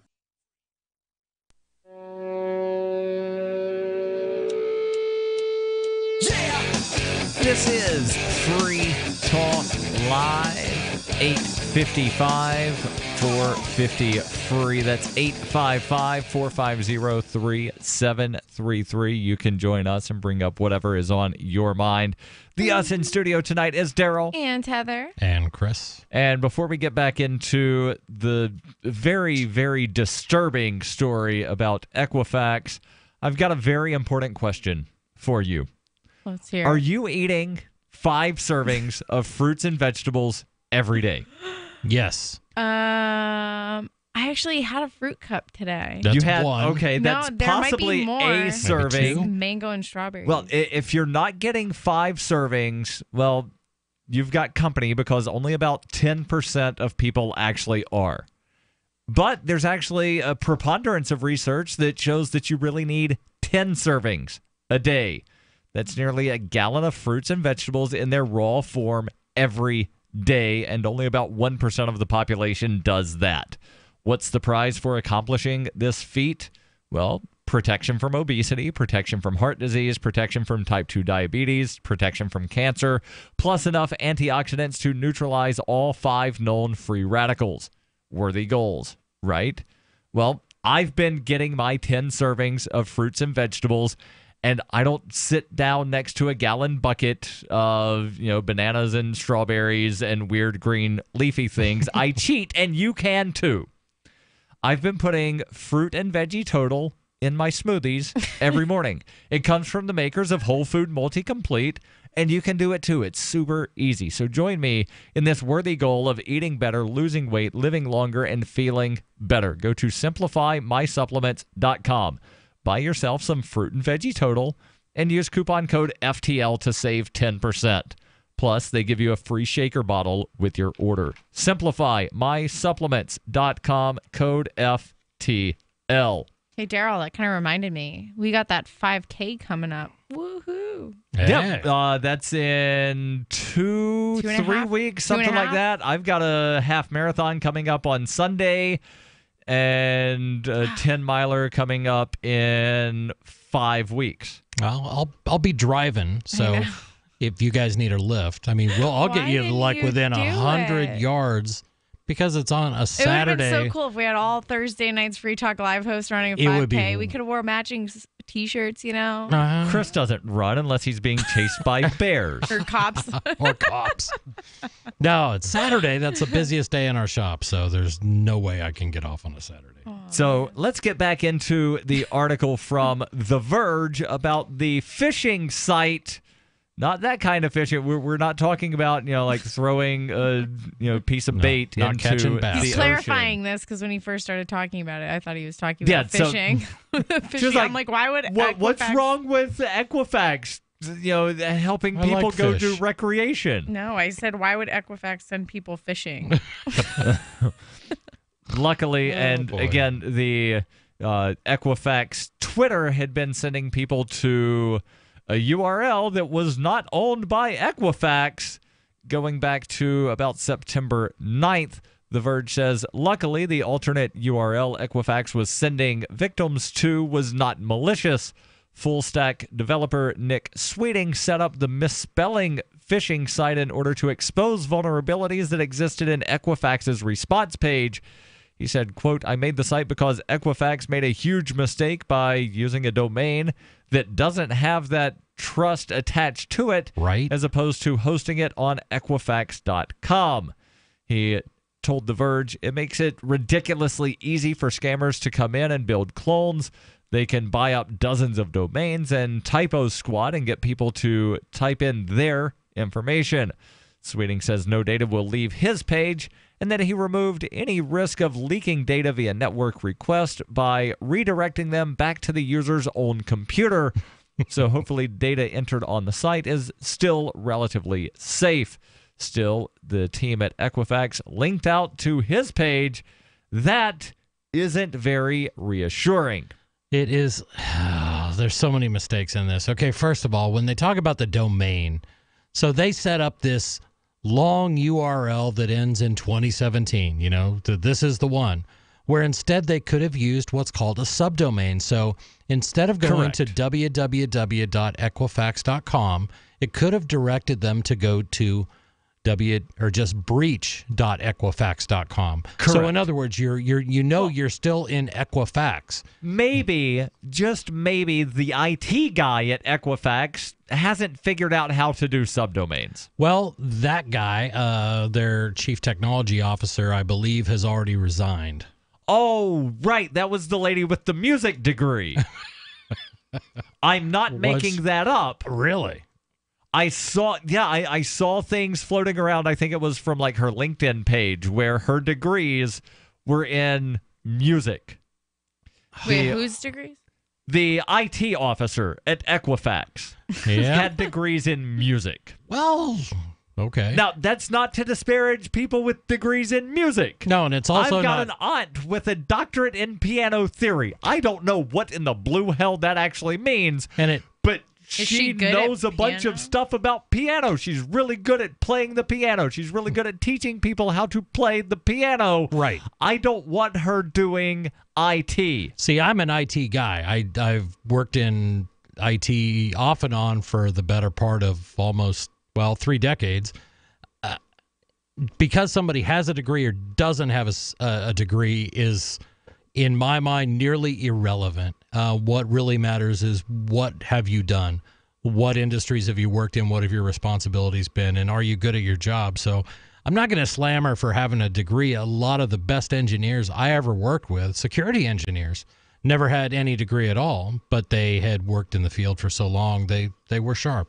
Right, but, one would think that if you had a bunch of, IT certifications, you would list those on your LinkedIn or whatever. Yeah. I don't know. Wasn't there like a 16-year-old from Russia that hacked the Pentagon or something? No, probably. I don't know. There may have been claims that a 16-year-old from Russia hacked the Pentagon. There was there was the claim from the FBI that the Russians hacked the election, and the FBI report, trying to provide evidence. And I'm using air quotes there. Well, they were definitely. They were saying that RT America hosting debates with Libertarian and Green Party candidates was proof that the Russians interfered in the election. There you go. Got the likes of people like Darryl W. Perry on the TV for a while. Well, we did have, was it Kira Kichinova come to the Russian libertarian girl that came to the 2014 convention? Yeah, I don't know. She's I know who you're talking about. Yeah, she was starting like a libertarian party in Russia. Continuing with the article from The Verge, prior to Equifax customer service sharing the imposter site. Sweeting, that's the guy that actually wound up buying that domain, says he emailed the support team and tweeted to Equifax that he spotted a potential vulnerability. Equifax's entire response to the breach has been a mess. The company's website set off alarms for lawyers who worried it might waive victims' rights to sue the company. And the response phone line representatives actually had no information and just directed concerned consumers back to the website. Although the misspelled link likely was not intentional on the part of Equifax, it does demonstrate just how easy it is for attackers to trick consumers. Even the company's own support team was fooled. There's more on this, plus your calls and thoughts. 855-450-FREE. That's 855-450-3733. North Korea openly threatens the U.S. and launches a new missile every other week. Their warhead of choice? Electromagnetic pulse. Such an event would cripple the U.S. power grid for years and leave millions in the dark. Are you ready? You can be with a Solarc EMP-hardened solar generator. Solarc works day in and day out to keep your essentials protected. You can have peace of mind knowing your power will be there when you most need it. Visit PortableSolarLLC.com to see EMP testing. That's PortableSolarLLC.com. Energy insurance for your family. You've heard the phrase, you are what you eat? Not true. Actually, you are what you can absorb. So if the vitamins and supplements you now take are not being absorbed, what good are they? Introducing Protovite, proprietary liquid system that allows premium quality nutrients to positively affect the blood in an astonishing 5 minutes. Watch our amazing 2-minute live blood cell video at TrueHealthFacts.com. That's TrueHealthFacts.com. Then call 502-410-3411. Protovite is nutrition you can feel. Protovite is nutrition that gets in. Excuse me, is this where I get a license to start a new business? I wouldn't be hasty. You have to get a license to go out of business, too, you know. Oh, well, look, I've invented this little anti-gravity machine, see? Oh, is that why you're walking 2 inches above the floor? Oh, yes, it's very comfortable. It saves on shoe leather. Yeah, well, you have to fill out these forms and report to the Human Services Department of Manpower Orientation and register with the Fair Employment Practice Commission, the Wage and Hour Division of the Employment Standards Administration, the State Sales and Income Tax Division, the Internal Revenue Service, and the Social Security Administration of the Department of Health, Education, and Welfare, and, of course, OSHA. OSHA? I thought that was a little town in Wisconsin. You'll find out. Say, floating around like that could be dangerous. Have you checked with the Consumer Product Safety Commission? Well, not yet. Come to think of it, you actually are flying, aren't you? Look, you need to go over to the Federal Aviation Administration and the Transportation... It's very hard to get anything done these days if you're in business, but free enterprise built this country. Think what could happen if we don't keep it free. A public service of this station and the Center for the Defense of Free Enterprise, Bellevue, Washington. Besides, we just can't have people floating about unregulated, you know. Cell 411 is a free app for Android and iOS that replaces government-controlled 911. Cell 411 allows you to preset a group of friends or private organizations to show up in any emergency. Cell 411 is a nightmare for the state because it proves their so-called services aren't needed. Cell 411 has had thousands of installs, and of course it's covered by the BIPCOT no government license. Cell 411 because your friends won't shoot you when you're in trouble. Without the government, who would build the emergency services? You and Cell 411. Get it today at getcell411.com. The 3 most important things you can do for Free Talk Live are: 1, share 1 episode a week on Facebook or in some other social networking site. 2, buy the things you buy online through shop.freetalklive.com. 3, give $5 a month to the AMP program. It's my firm belief that Free Talk Live's AMP program is the best use of your charitable dollar among liberty-oriented organizations. Support all the organizations you love, but make sure you give $5 a month to AMP at amp.freetalklive.com. Why did you move to the Shire? I moved here to the Shire because there's other people around who take liberty just as seriously as I do. I moved to the Shire because I saw videos of people challenging authority and thought that I could get support myself. It called to me, like, do this right now. I wanted to be around people like me who got it, and once I got here, I knew there was nowhere else that I wanted to be. I've always wanted to change the world, so I moved to the Shire to join people who were actually working towards doing the same thing.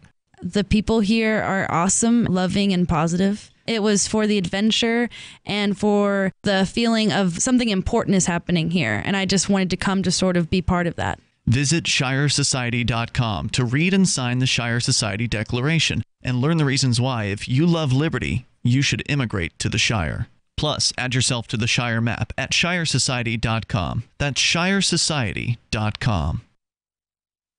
While our satellite channel is free to listen to, it's not free for us. You can help us cover our satellite costs with the chip-in on the right side of the page at lrn.fm.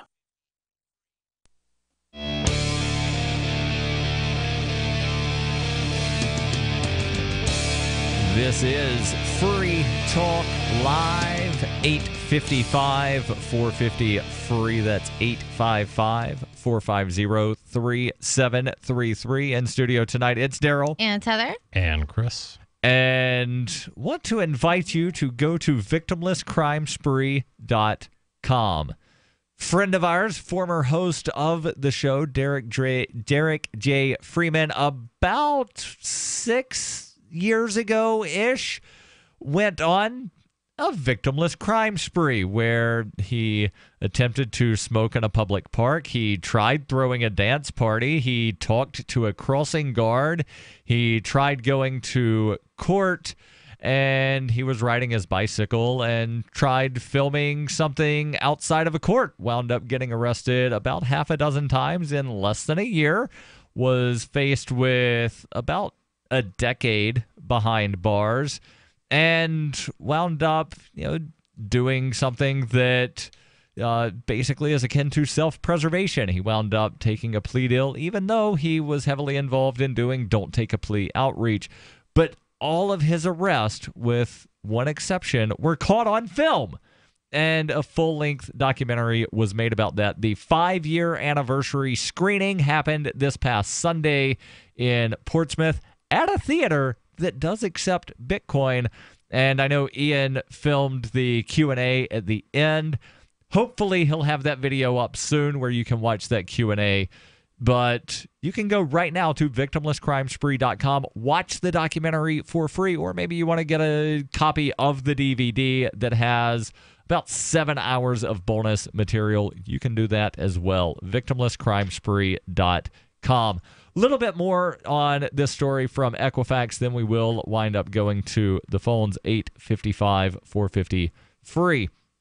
So Equifax was hacked or cracked, whatever word you want to use. I know some hackers, the good guys, the white hat hackers, they wind up saying, no, hack is a good word.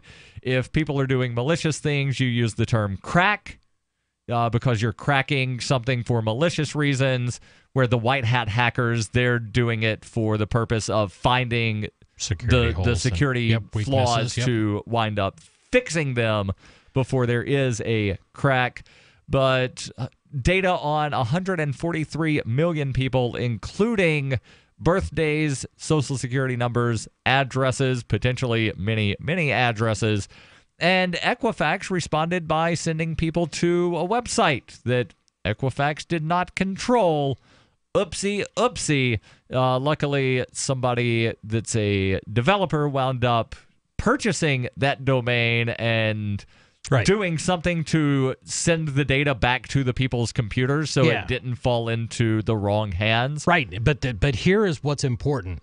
The fact that Equifax was so stupid in setting this thing up this way. Incompetent's a great word.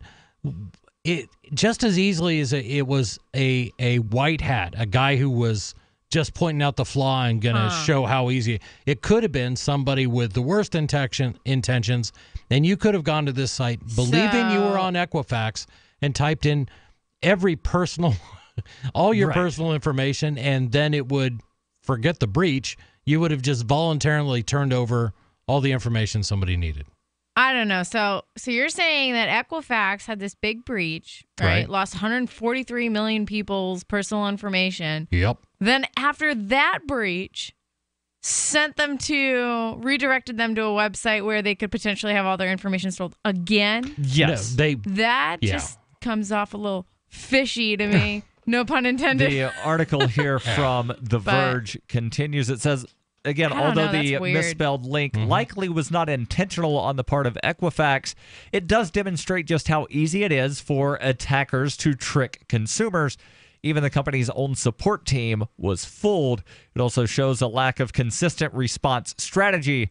The author says, I don't necessarily blame the support team, as they're likely just freelancers hired for this particular breach, but Equifax needs to get its response strategy together. A spokesman for Equifax says all tweets sent from their account with the wrong URL have been deleted.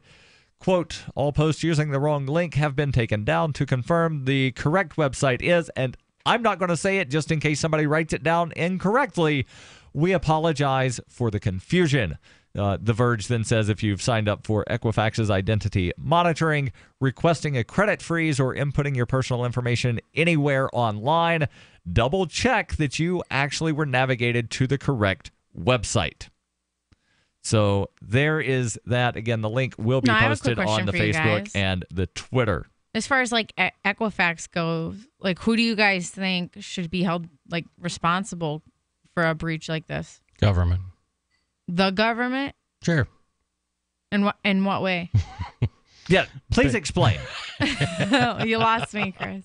That's okay. I think I understand why. I just want you to explain for the benefit of anybody listening at home. Yeah, well, I have a real issue when the market is not allowed to operate like markets are supposed to be allowed to operate.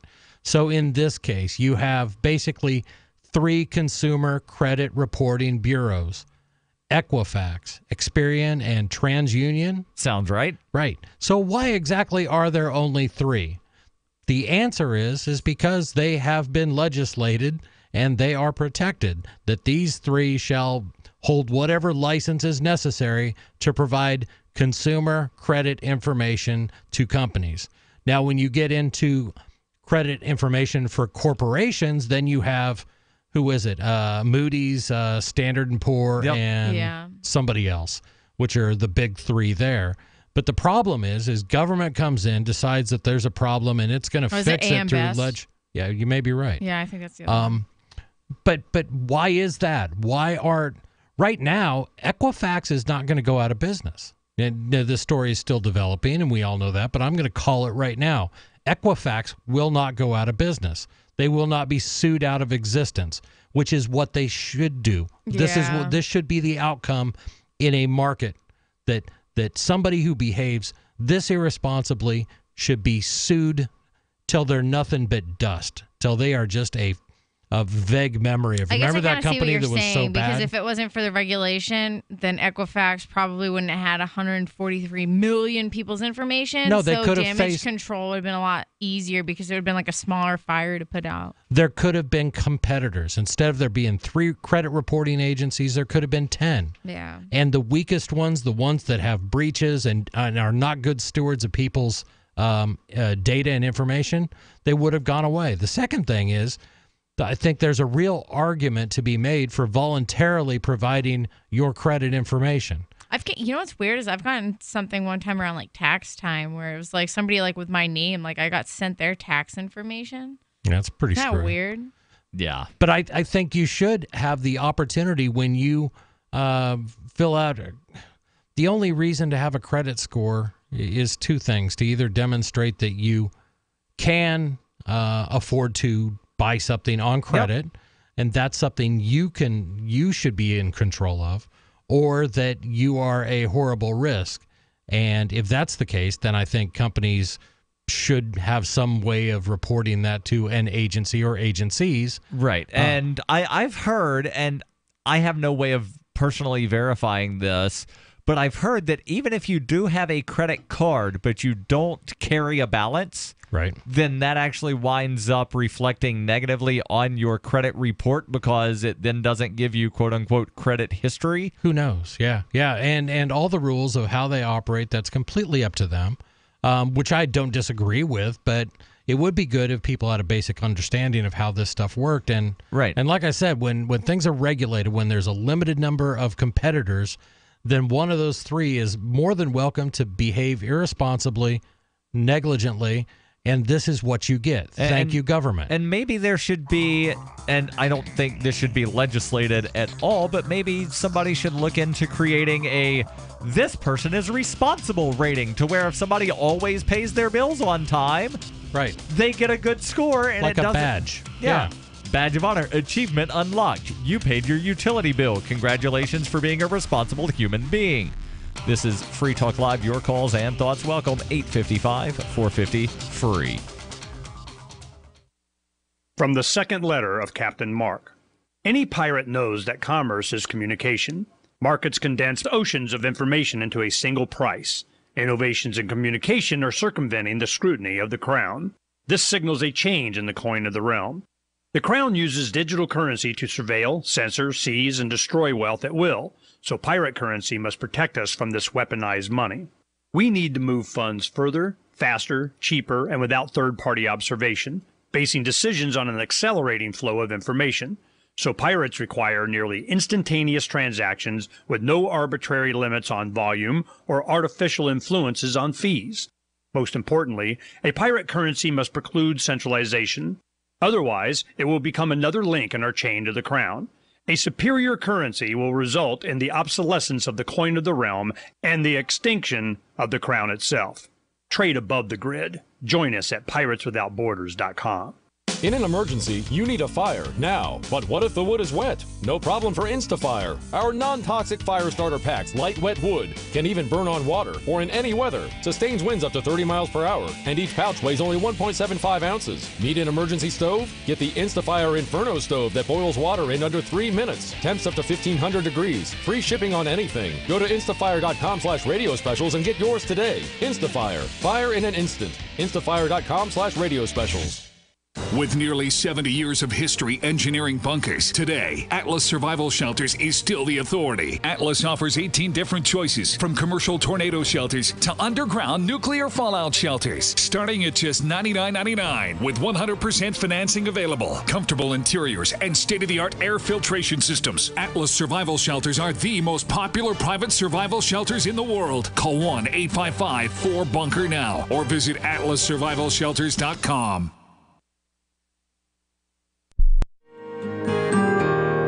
So the protection of life, liberty, and property is what the Free State Project is all about. But it's an effort to move 20,000 people who understand. It's about demonstrating to the entire country that, yeah, we can have a free market, a truly free market. Making it just a freer, great place to live.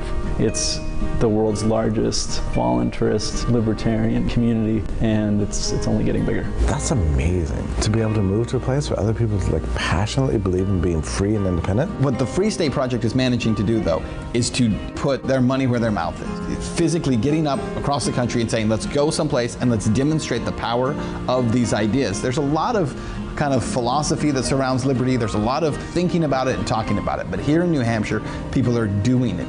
101 Reasons Liberty Lives in New Hampshire, a documentary by Free State Project Early Movers. Watch it free at 101reasonsfilm.com. 101reasonsfilm.com.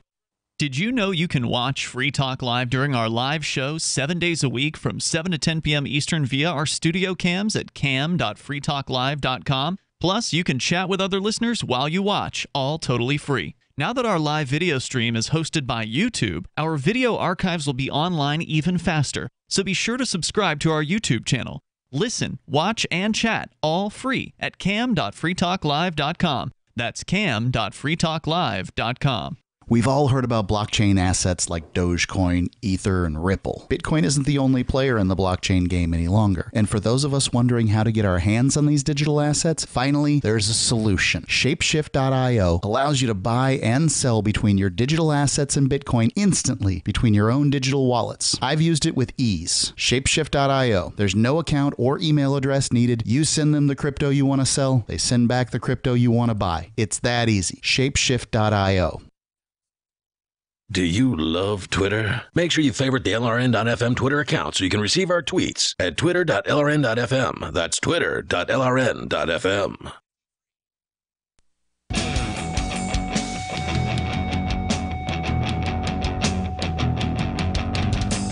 This is Free Talk Live. 855-450-FREE. That's 855-450-3733. How would you like to try the best pillow you will ever use? And you can try it risk-free for 60 days. I'm talking about My Pillow. Now, you don't get to come use mine, and you don't get to go to Chris's house and use his. You can get your very own. Mine. The brand name is My Pillow. These things are designed to fit to the shape of your body, hold your neck in the proper position. I've been using it for a while, probably a year and a half. It's definitely the best pillow I've ever had. And unlike a regular pillow, once it winds up getting some dead skin and dirt, you can take your MyPillow, throw it in the washer, throw it in the dryer. I've not done that yet. Probably need to. Probably. But it's still usable after you wash it and you dry it. Don't try cool. that at home with a regular pillow. Go to mypillow.com. Use code FTL, as in Free Talk Live, to get your very own MyPillow at half price or get a second pillow free of charge. And remember, if you don't like it in the first 60 days for some reason, you get your money back, and the pillow itself is guaranteed to last you 10 years. MyPillow.com, code FTL. And I got to say, I love the feel of clean sheets. You know, when you strip the bed down, wash all your sheets, and then put them all back on, it's fresh. I don't want to know about you stripping down and rolling around on your sheets. Easy, Darryl. But being able to do that with your pillow, when it comes out, it's just all Do you really fluffed have up. a pillow? I've had one before. It was advertised on the show. MyPillow. Yeah. The my first time I girlfriend and read the ad, guys. the first time I read the ad, Chris was like, I've had one of these things for years. We've had ours for That's years, too funny. and Colleen actually exchanged hers. Really? Yeah. It Wrong wasn't, size? Yeah, she did. It was the wrong size. It didn't fit, and they were great to work with. I think she paid one-way shipping after having the thing for like 3 years, and got it taken care of and got a new one. She loves it. MyPillow.com, code FTL. Let's go to the phones, 855-450-FREE. Ooh, lots of callers. This is exciting, right? 855-450-3733. We've got Tom calling in from Baltimore. Tom, you're on Free Talk Live. Go ahead with your thoughts. Clean pillows to go with the sheets, right? Yeah, Right. I'm on board. Absolutely. Here's my question. I used to really have a problem, like a clean freak, almost OCD, probably OCD.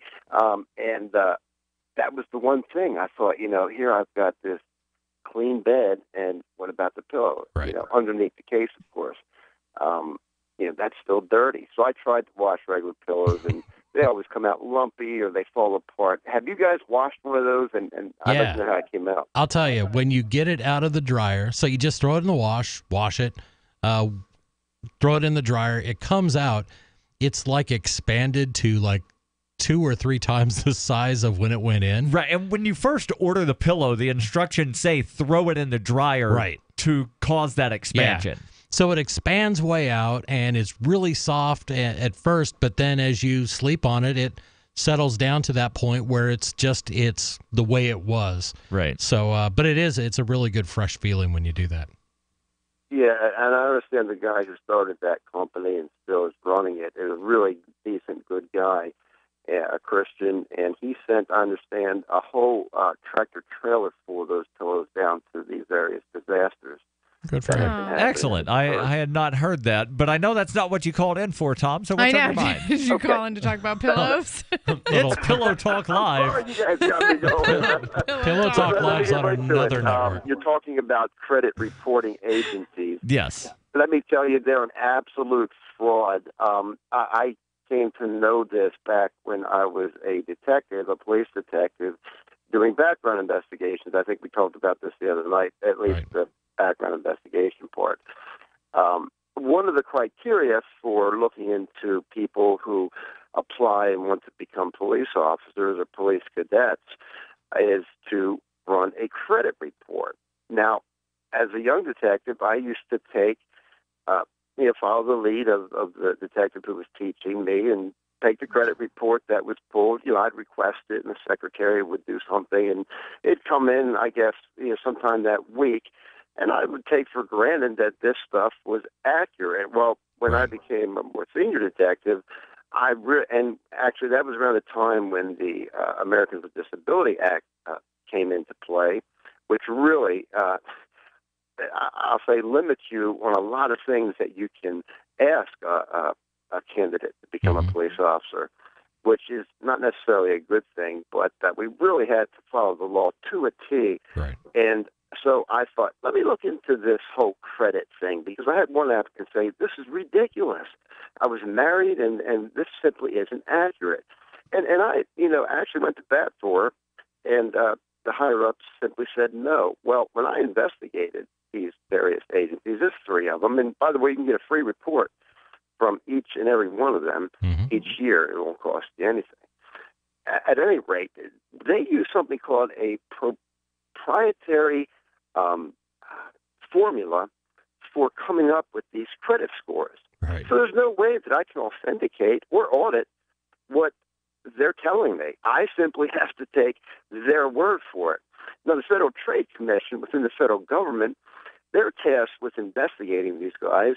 In 2013, I know they did an investigation, and their reports were basically like mine, only in the sense that they said there's a lot of problems and inaccuracies here. However, they didn't go into the issue, and this really makes you wonder about what these agencies, the credit reporting agencies, which are privately owned, what they're doing with this proprietary algorithm, this formula. They don't mention it at all in their report. That bothers me, because that says somebody is telling them back off of this very basic problem. And that is a very basic problem. There's no reason, if they're on the up and up, that they should not have their books open for anyone to look at and correct or at least lodge a complaint. Now, you can lodge a complaint, but you never know how they come up with that number. And I promise you, it's abused in every way you can think of. Yeah. Oh, that would not surprise me at all. Tom, thank you for the call. Let's go to John calling in from Albertville, Minnesota, watching on YouTube. John, you're on Free Talk Live with Darryl, Heather, and Chris. What's on your mind? I was going to make a comment about you're talking about the roads and speed limits, but before I do, I just want to say, Heather, you're the reason that I came to start listening to this. I heard your name on some other podcast when you were talking about the free speech rally. And oh, really? Yeah. Oh. So they said something about a video. Someone was down there, and that's what got me onto yours. So thanks for that. I've been listening ever since. Oh, awesome. That makes me feel special. Yeah. So John's the president of the Heather fan club. What's on your mind, John? What's up, John? Yeah. So we were talking about somebody speeding and swerving down the roads. Darryl, is the problem with that it's on a public road that's enforced by public employees and stuff like that? Like, would you be opposed to that on a private road? Well, Heather was giving a hypothetical, and Chris was actually the one responding to her hypothetical. So, Chris, I'll let you answer the question. Private road, no problem. Make the speed limit 5 miles an hour or make it 200 miles an hour. I can choose. I have a choice about whether I want to drive on your road or not. I'm fine with that. Well, in theory, you have a choice if you drive on the road, but let's say somebody buys the one road that connects directly from Keene, New Hampshire, where we are, to Concord, New Hampshire, which is the state capital. Then, do I really have a choice if there's only one road that gets me from where I am to where I want to go? Go around it. Stop messing with the camera, Chris. Go around. I understand that. I think we need to be realistic when we use these hypotheticals. So I'm going to say that somebody acquires land next to or acquires a right-of-way next to an existing road. Okay. Because it would make sense, because I want to beat the government. I want to compete with them, and I want more people on my road. So I would choose to invest my billions of dollars into a road that was well-traveled. Right. And what I was thinking about that was, I mean, if they're the ones enforcing it, they're the ones that are stealing to take it. Basically, the mafia owns the road, and if the fines get high enough, this is for your protection or whatever. Maybe there's some sort of kind of, I don't know, like a Laffer curve where it's like we can put in this much tyranny and that won't cause a revolution. And then, I'm just thinking that maybe they're doing a balancing act. And what I like to do with my life is try to get people to realize that, the tyranny is really bad, and just be like, you don't need to accept this tyranny. John, feel free free to hold over the news let's hold if you them over. want. This is Free Talk Live, 855 Yeah, hang in 450 there, John. free. That's 855 450 3733. Are you tired of paying fees and commissions to that other site? I know you are. And I'm here to tell you about a great alternative to sell your stuff. BuySellMakeOffer.com is the best-selling site to ever come along. It doesn't matter what you're selling, big or small, it's easier than ever. And you can use Skype to show your items and get to know your potential buyer, and they can see that you are for real. No more blind trust. And you're not limited to snapshots. You can video what you're selling to better sell it fast.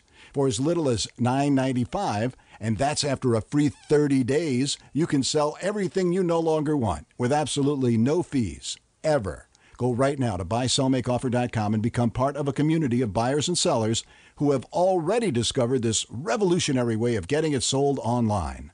That's BuySellMakeOffer.com. You'll never regret making the switch. BuySellMakeOffer.com. So, what are you waiting for? There's no better app for tracking the value of cryptocurrencies than CoinCap. I've had a lot of apps for tracking Bitcoin, but none that's ever been able to track 500 digital assets at once. Their best feature is the Altfolio. I love this thing. You enter how many Bitcoins, Ether, Dash, Doge, or whatever else you have, and it tells you how much your crypto is worth. You can watch yourself get rich. If you have crypto, go right now to CoinCap.io, or you can use the Apple Store or Google Play to get the app. I love CoinCap. CoinCap.io. For years, LRN.FM has had a listen line that you can call and listen to LRN.FM anytime. Now we're taking the idea to a new level with the LRN.FM audio on demand line. You can call 641-793-9660 anytime and listen to LRN.FM's live feed, and you can listen to a bunch of our original shows on demand. Long distance fees may apply. Just dial 641-793-9660 and choose from the menu 641-793-9660. You're listening to the live edition of Free Talk Live. Hour number 3 is next after the news here on the Liberty Radio Network at LRN.FM. From Keene in the Shire, the Liberty Media capital of the world, this is Darryl W. Perry, host of FPP Radio News for Thursday, September 21st, 2017. Silver is trading at $16.95 per ounce. Gold is valued at $1,293 per ounce. Bitcoin is trading at 3.4 cents, and the average price of Bitcoin is $3,853.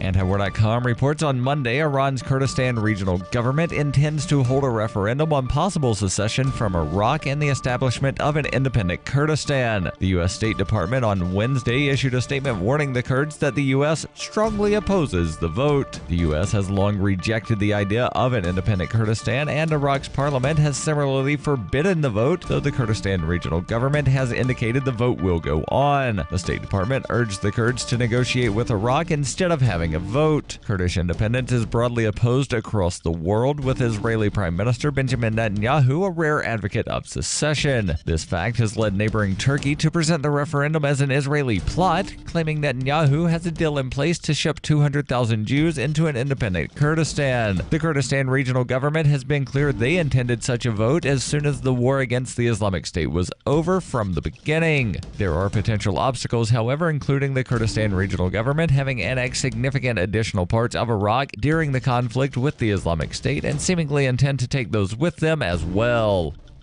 For over 40 years, Robertson Roberts Brokerage has been a trusted source for buying and selling precious metals like gold and silver. And as a Bitcoin-preferred business, Robertson Roberts Brokerage has removed the minimum purchase amount for all orders paid in the digital currency. Call Robertson Roberts Brokerage today for knowledgeable advice on buying and selling precious metals and a forward-thinking approach to new technologies. 800-874-9760 or visit online at rrbi.co.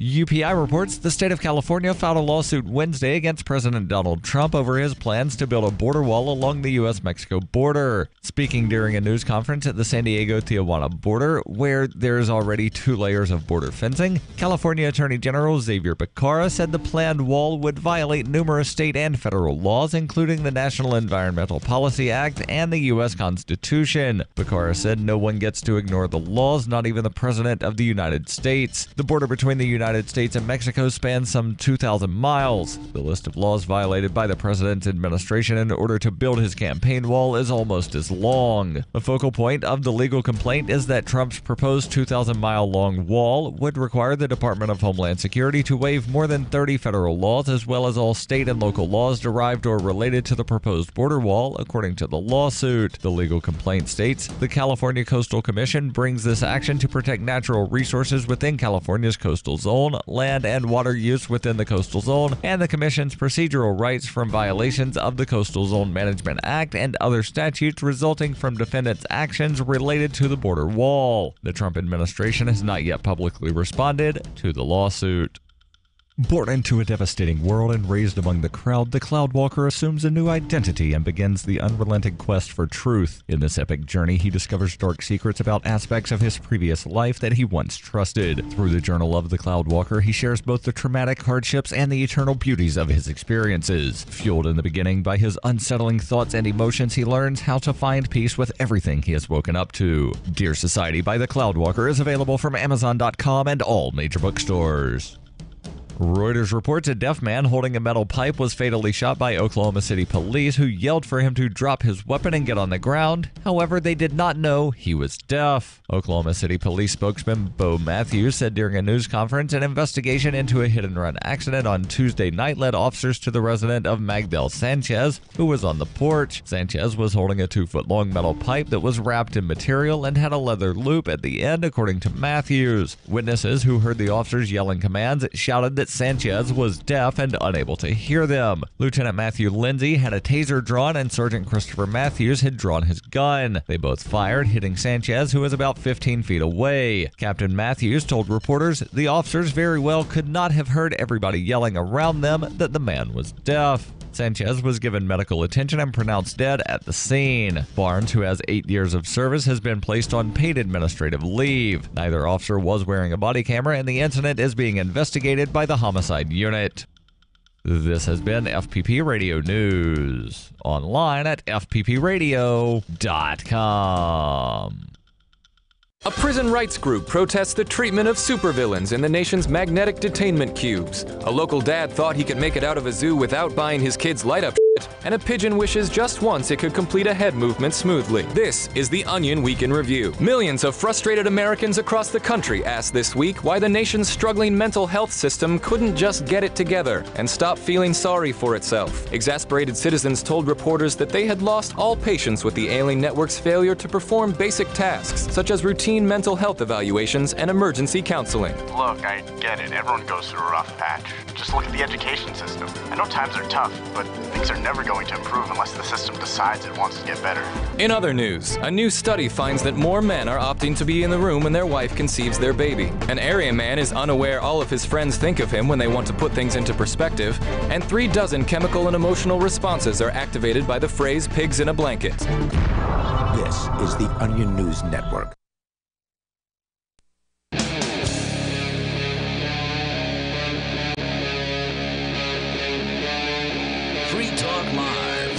This is Free Talk Live, 855-450-FREE. That's 855-450-3733.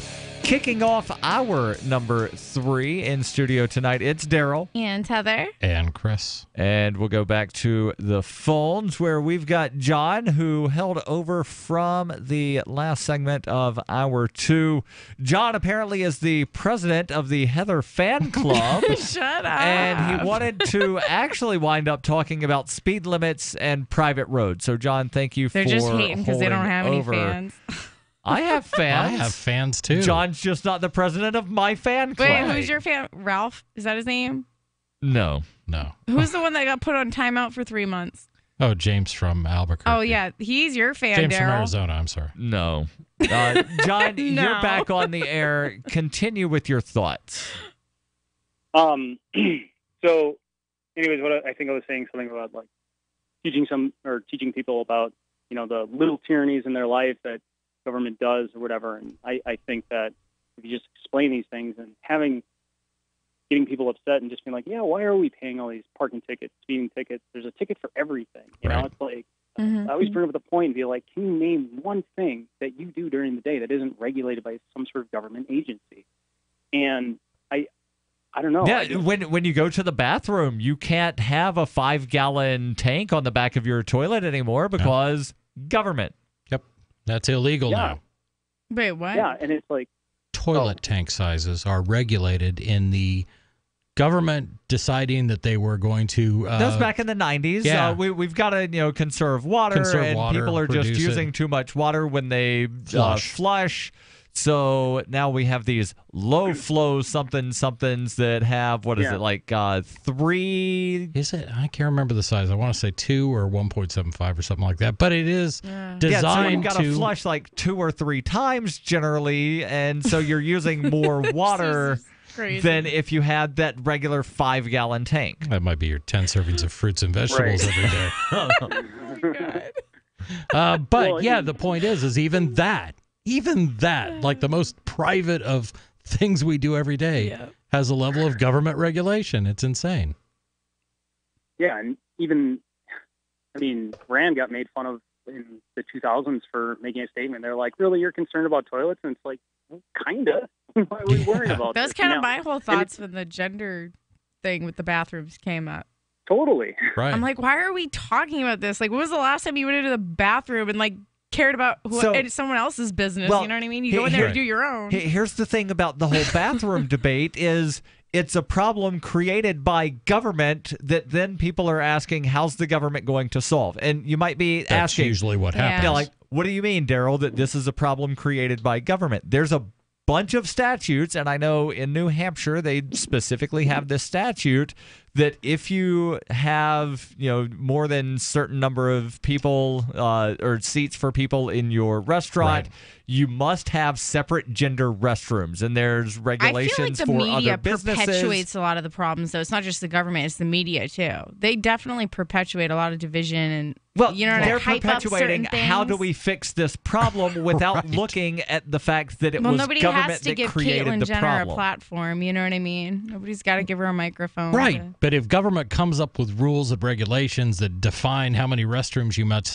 have, and then that you typically must have them for each gender. The media rarely comes out and says, well, let's see what the free market will do about this problem. No, but never happens. the media can impact the free market. They have pull. No doubt. But the point is the media will frequently, I will say most media, will frequently run with narratives. Exactly what you're saying.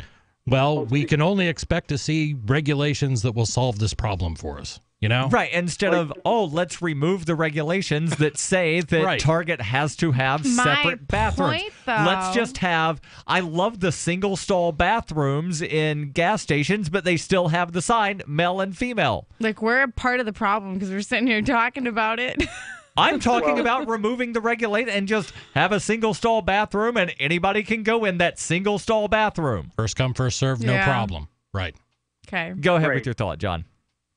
But with on the media platform, like if you have everyone that's desperately trying to comply with these new rules, and if they don't, they get fined, so they get revenue for the government. But I think the media really likes to have villains. So it's like, this pizza place, doesn't allow transgender, blah, blah, blah. They don't make some sort of multi-use bathroom for said people or what have you. And all the people that are, quote unquote, being heroes and doing the right thing, just trying to comply with the government regulations, they're not going to sell, media time because they're just complying with the law. So they're just doing the bare minimum and, they might as well comply. It's the right thing to do. But if somebody stands against it, they're a villain. And that sells. Exactly. It used to be that would get you viewers. Now it gets you clicks. No, I'm pretty confident, though, that the media make up villains half the time. You know what I mean? I just don't see enough villains in my day-to-day life. I mean, I know some people, but no, I really do think they make up a lot of stuff and they twist and distort the stories and, you know. Of course they do because they want the clicks. The best way to wind up getting clicks on your website is say, want to get rid of clickbait? Find out here. Number 7 will amaze you. Try this one weird trick to get rid of clickbait. John, thank you for the call. Let's go to Stefan calling in from Ohio. Stefan, are you a member of the Heather fan club? Where'd he go? Stefan, did you mute yourself? Stefan? I don't know what is going on with Stefan. He's definitely unmuted. There he is. There he is. Are you a member of the Heather fan club? No, but if such a thing exists, I'd like to join. And if I had a choice, I'd be the president of your fan club. Aww. Go ahead with your thoughts, Stefan.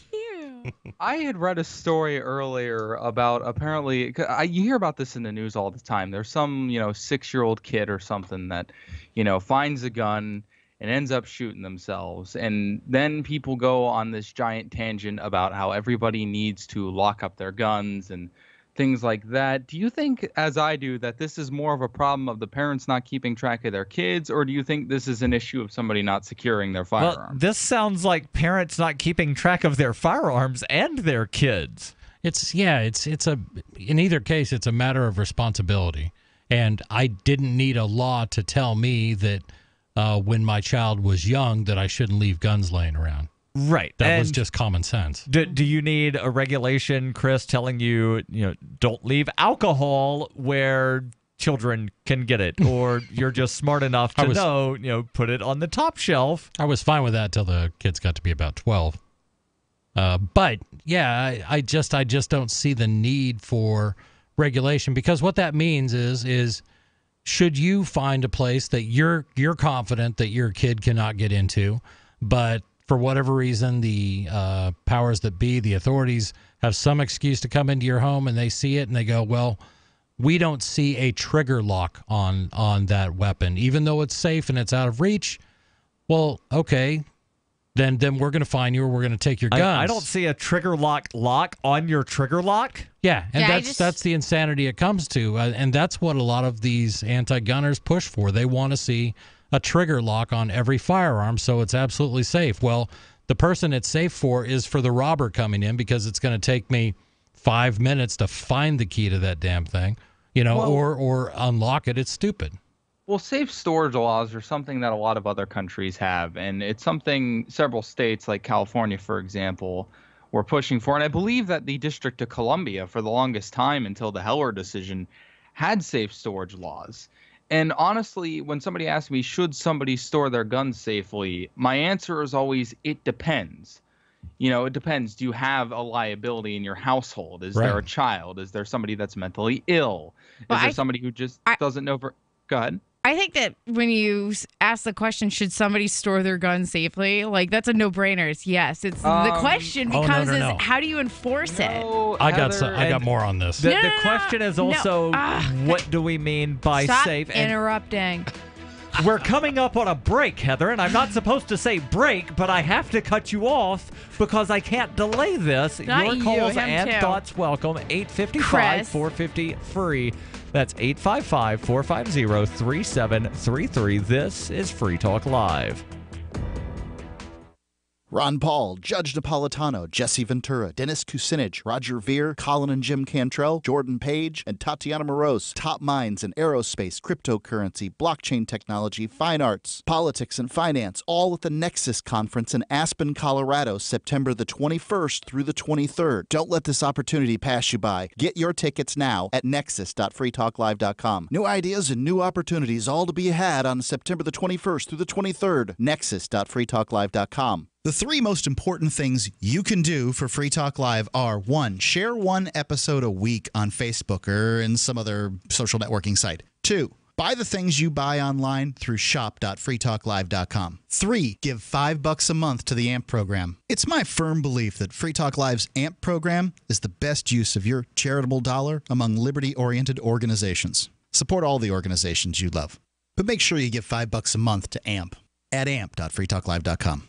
Have you wanted to get into Bitcoin mining but don't want to deal with the hassle and frustration of operating the mining hardware? Let pool.bitcoin.com handle it for you like I did. Just visit pool.bitcoin.com and use their calculator to estimate what you could end up making. You get to decide which Bitcoin you want to mine. If you already have mining equipment, you're invited to join pool.bitcoin.com. Get all the details and get started mining Bitcoin at pool.bitcoin.com. Dash is digital cash, a digital currency designed to replace cash and help people manage their own wealth. It's fast and easy, fees are low, and transactions are confirmed instantly. Pay anyone, anywhere in the world, anytime for just pennies on the dollar. Dash is the first digital money that's governed by its users. Join Dash at dash.org and help build a better financial system for everyone. Find out more at dash.org. If you're looking for work, it's a process of elimination, and you're trying not to be eliminated. So here's a tip for making the cut, and this might seem subtle, but to the person interviewing you, it's not. There is a world of difference between applicants who convey, "I need a job," and those who simply ooze, "I want to work," especially in these lean times when many you're competing with will seem desperate in "I'll take anything" mode. If you convey specific interest in this job at this company, you will be conspicuous. Thus, the value of going to school on the company you're applying to before the interview. With money and attention so tight now, effective communication skills have never been more important. For more tips for job seekers and everyone else, hit survivalspeech.com. I'm Holland Cook. The three most important things you can do for Free Talk Live are: 1. Share one episode a week on Facebook or in some other social networking site. 2. Buy the things you buy online through shop.freetalklive.com. 3. Give $5 a month to the AMP program. You likely buy all kinds of things online. Amazon is the largest online retailer. You can get what you need at the same prices with free Super Saver shipping by going to shop.freetalklive.com. Please do your online shopping at shop.freetalklive.com. When you hear the word lobbyist, you probably think about greedy corporations, but not all lobbyists are the same. Some are fighting for the freedoms you hold dear. Liberty Lobby LLC is doing just that in New Hampshire, working hard to represent you, not some special interest group. You can help by going to libertylobby.info, where your contribution will give us the tools we need to ensure that your voice is heard. Visit libertylobby.info today to find out more. If you enjoy LRN.FM, please contribute to your favorite shows via their websites and become an amplifier at amp.lrn.fm. That's amp.lrn.fm.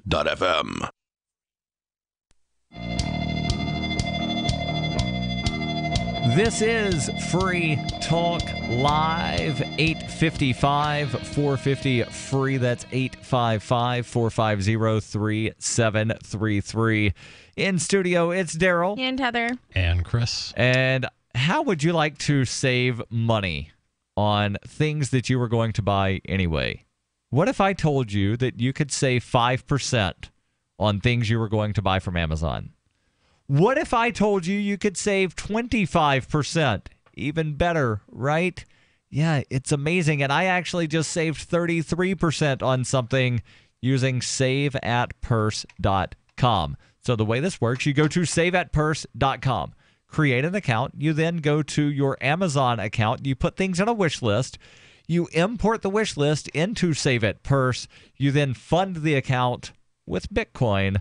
And then somebody winds up picking up the items. They pay for the items in whatever currency they use. You get the items. You then go to saveatpurse.com and you wind up, after the items get received, you wind up marking them as received, and the person that bought the items, they wind up getting Bitcoin. It's super easy, and again, you can save a bunch of money. I've saved close to, I think, $500 using it over the course of a couple of years.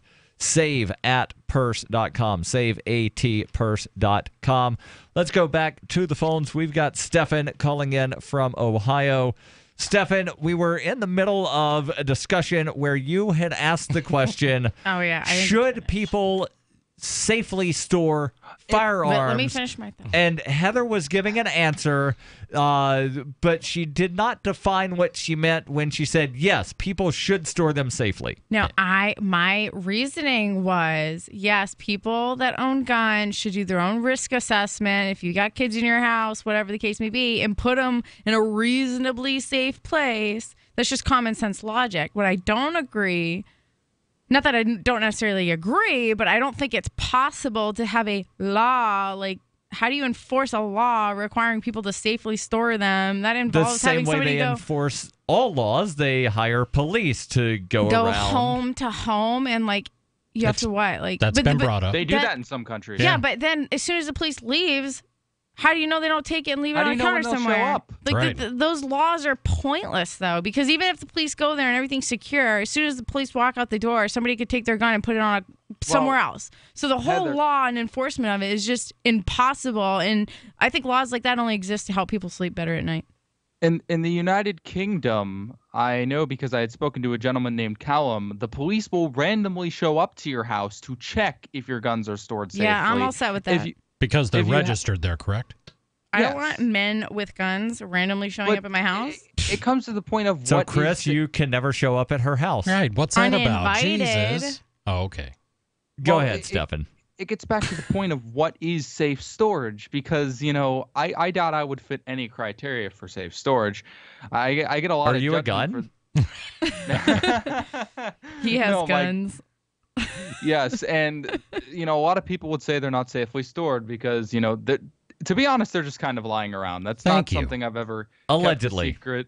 No, I'm the same way. My guns. I have no small children in the house. I have no great apes or anything that are likely that have opposable thumbs and could pick up a gun and fire it. So there are guns literally within arm's reach of where we sleep, within reach of doors if we have to open a door. But I'm different. Go ahead, sorry. No, that's my point is safe for me. Common sense logic. It's called risk assessment. Right. But I'm different in the way that, I don't see guns, like a lot of people do. A lot of other people see guns as like simply a defense tool or a hunting tool. Everybody asks, why do you need to have a gun? And my only answer is always the same. I don't need a gun. I just think guns are cool. I have no intention of ever shooting anybody, right, or really hunting anymore. If you had intentions of shooting people, I would worry about your mental health. Right. Well, I'm talking about those people who are always, bragging about how prepared they are. Like, oh, if somebody breaks into my house, I'll show them who's boss. Yeah, they say the weakest people have the biggest mouths. But there are the people that basically they come across as sort of violence fetishist. Yeah, like they want that to happen. So I talk about it on the air, and I talk about the fact that there's guns lying all over my house, but the reason is because I'm on the radio. Right. In day-to-day conversation, people don't come into my shop. Hey, how are you doing?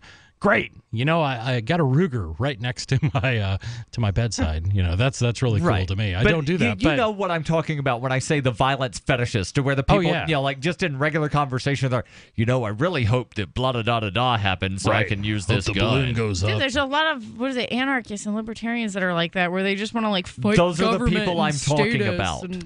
Yeah. I had watched this. It's funny. I had watched a video a while back. It was like a little cartoon.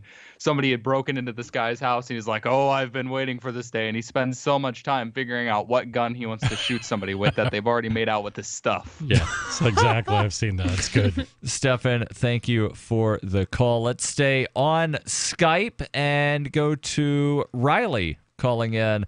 Riley, you're on Free Talk Live. Go ahead with your thoughts. Hey guys, everybody. I just want to mention briefly before I get into my topic about the Daily Digest, which is what I put together for Free Talk Live. Yeah, so what is that Daily minute. Digest? Yeah. So the Daily Digest is 20 to 30 minutes of audio that I take from each episode, and usually it's what I would call the best of, in my opinion. So I put it into an episode. People can subscribe to it like a podcast. Yes, and you can find the feed for that and all of the other feeds that we have at feeds.freetalklive.com. And Riley, this is Chris. I just never get a chance to talk to you. Thank you so much for putting that together. Hey, you're welcome. I'm glad to do it. Oh, I want to check it out now. I didn't even know about this. Yeah, so if you don't now you have 2 hours to listen to the full podcast of the show, or if you don't have 1 hour to listen to it at double speed, like I listen to podcast, you can catch a roughly 30-minute version, the Daily Digest, the best of. And again, Riley does create that, and that gets posted. Again, you can find the feed for that at feeds.freetalklive.com and subscribe to just that or all of the audio content that we have. So continue with your thoughts, Riley. So I wanted to talk about this mania going on with some of the Christian world where they think that September 23rd, because of planetary alignments, is going to be the end of the world. And it's weirding. It's really weird to me because throughout the centuries, people have been claiming the end of the world is coming, the end of the world is coming, and it hasn't come yet. So. I think this is about the 15th end of the world that I've lived through in. The ones that you know of. Right. The first one I remember was in like 1988 or 89. And then there was another big one in like the year 2000 where, again, there's this planetary alignment that happens once every 50 billion years. And this is like the 5th planetary alignment thing that I've heard of that happens every astronomical number of years. We'll hold you over. Because I definitely want to hear more about this supposed end of the world on Saturday. I hope the world doesn't end on Saturday because I'm running a half marathon on Sunday. And how am I supposed to do that if the world has ended? Your calls and thoughts welcome. 855-450-FREE. That's 855-450-3733. This is Free Talk Live. You want to save money in a place that gives you growth, control, and certainty without stock market risk or tax risk, and you want guarantees and you want it all tax-free. That's a tall order. But you can get all of that with properly designed participating whole life insurance. Most people think life insurance pays after you're dead. That's true. But you can have tax-free access to use your life insurance while you're alive. Get the free book to find out how. Call 702-660-7000. Hunters, anglers, campers, and survivalists. Get back to nature. Expand your horizons with the highest quality, most versatile, unique slingshots and sling bows on the market at slingbow.com. Slingbow products are compact and models start from just $17.98. They're perfect for your bug-out bag or storing in your vehicle. Give yourself and your loved ones the excitement and tradition of Slingbow, a new frontier in archery and truly modern twist on this primitive survival tool. Feel the thrill only at slingbow.com.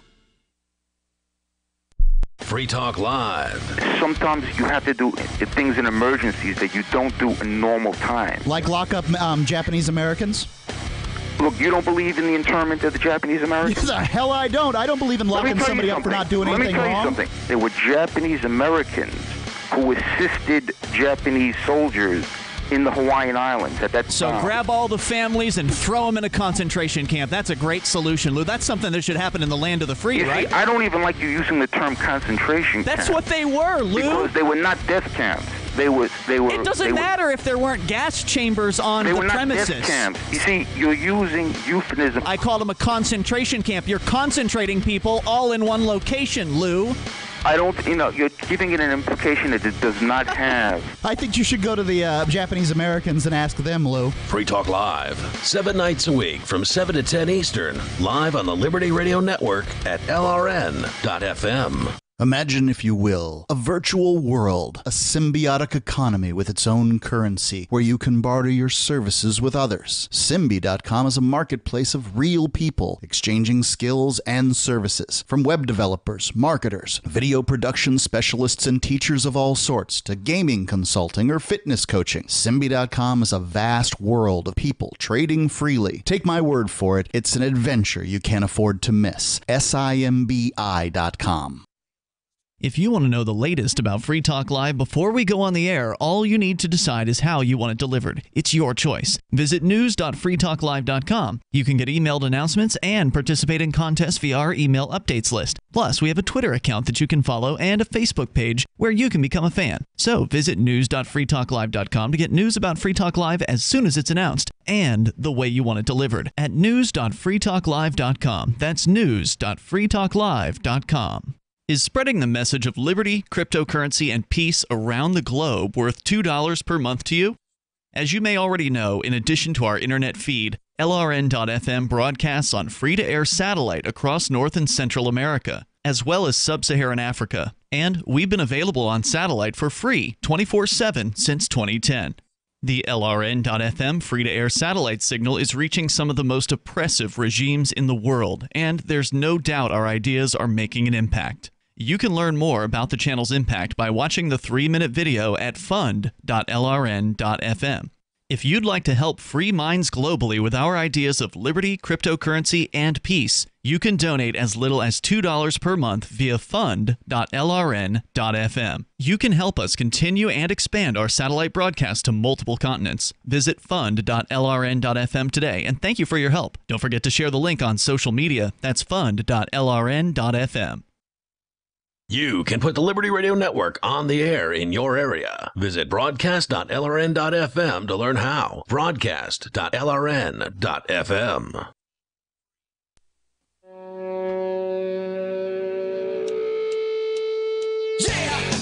This is Free Talk Live, 855 450 free. That's 855 450 3733. In studio tonight, it's Darryl. And Heather. And Chris. And, well, according to some people, the world is supposed to end in just a couple of days. This is the first I've actually heard of it. I've been following this one. And as I mentioned, this is, just Chris has been another prepping. another one in the long list of ends of the world that I've wound up living through. I don't expect Saturday to wind up being any different. But the reason we're talking about this is we've got Riley on the line. Riley, the creator of the Free Talk Live Daily Digest. Again, you can subscribe to just that or all of the content from Free Talk Live over at feeds.freetalklive.com. Just go there and then select from the feeds that you want to subscribe to using the podcatcher of your choice. So, Riley, you're back on. Continue with your thoughts and tell us a little bit more about this supposed end of the world. Apparently, there's some planetary alignment of some sort that's supposed to be happening. Right. So from what I understand, there's supposed to be a planetary alignment, and this is coming 33 days after the solar eclipse. Oh, no. And people are equating that to the beginning of the end of the world because we've had a solar eclipse. We had a really active hurricane season. Oh, that giant earthquake, too. Let's not forget that. There's a couple earthquakes. Solar eclipses, roughly every couple of years. You might not necessarily see it where you live, or it might not necessarily be visible where you live. Raining on their parade, Darryl. Come on. Hey, I'm not raining on anybody's parade. You're raining on the end of the world. I'm just saying that they're not that super, super rare thing. It would be like, oh my God, high tide happened. Oh, God. Go ahead, Riley.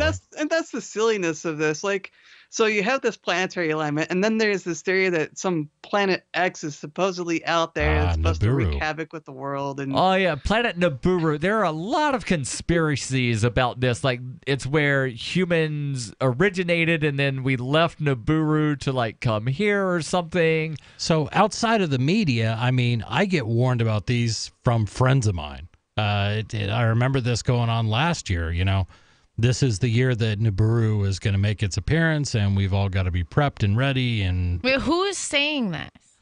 There's a couple people out there. Stop listening to those people. Problem solved. Exactly. But I can't tell my friends. I do tell my friends. I say, it didn't happen, so maybe you're not getting the best information. Well, he says a couple things happened that changed it at the last minute. I'm like, I think for myself. I can't think for other people. There are entire denominations of Christianity that are based around some of these ends of the world that were supposed to have happened. That's like saying Scott from Massachusetts is a libertarian.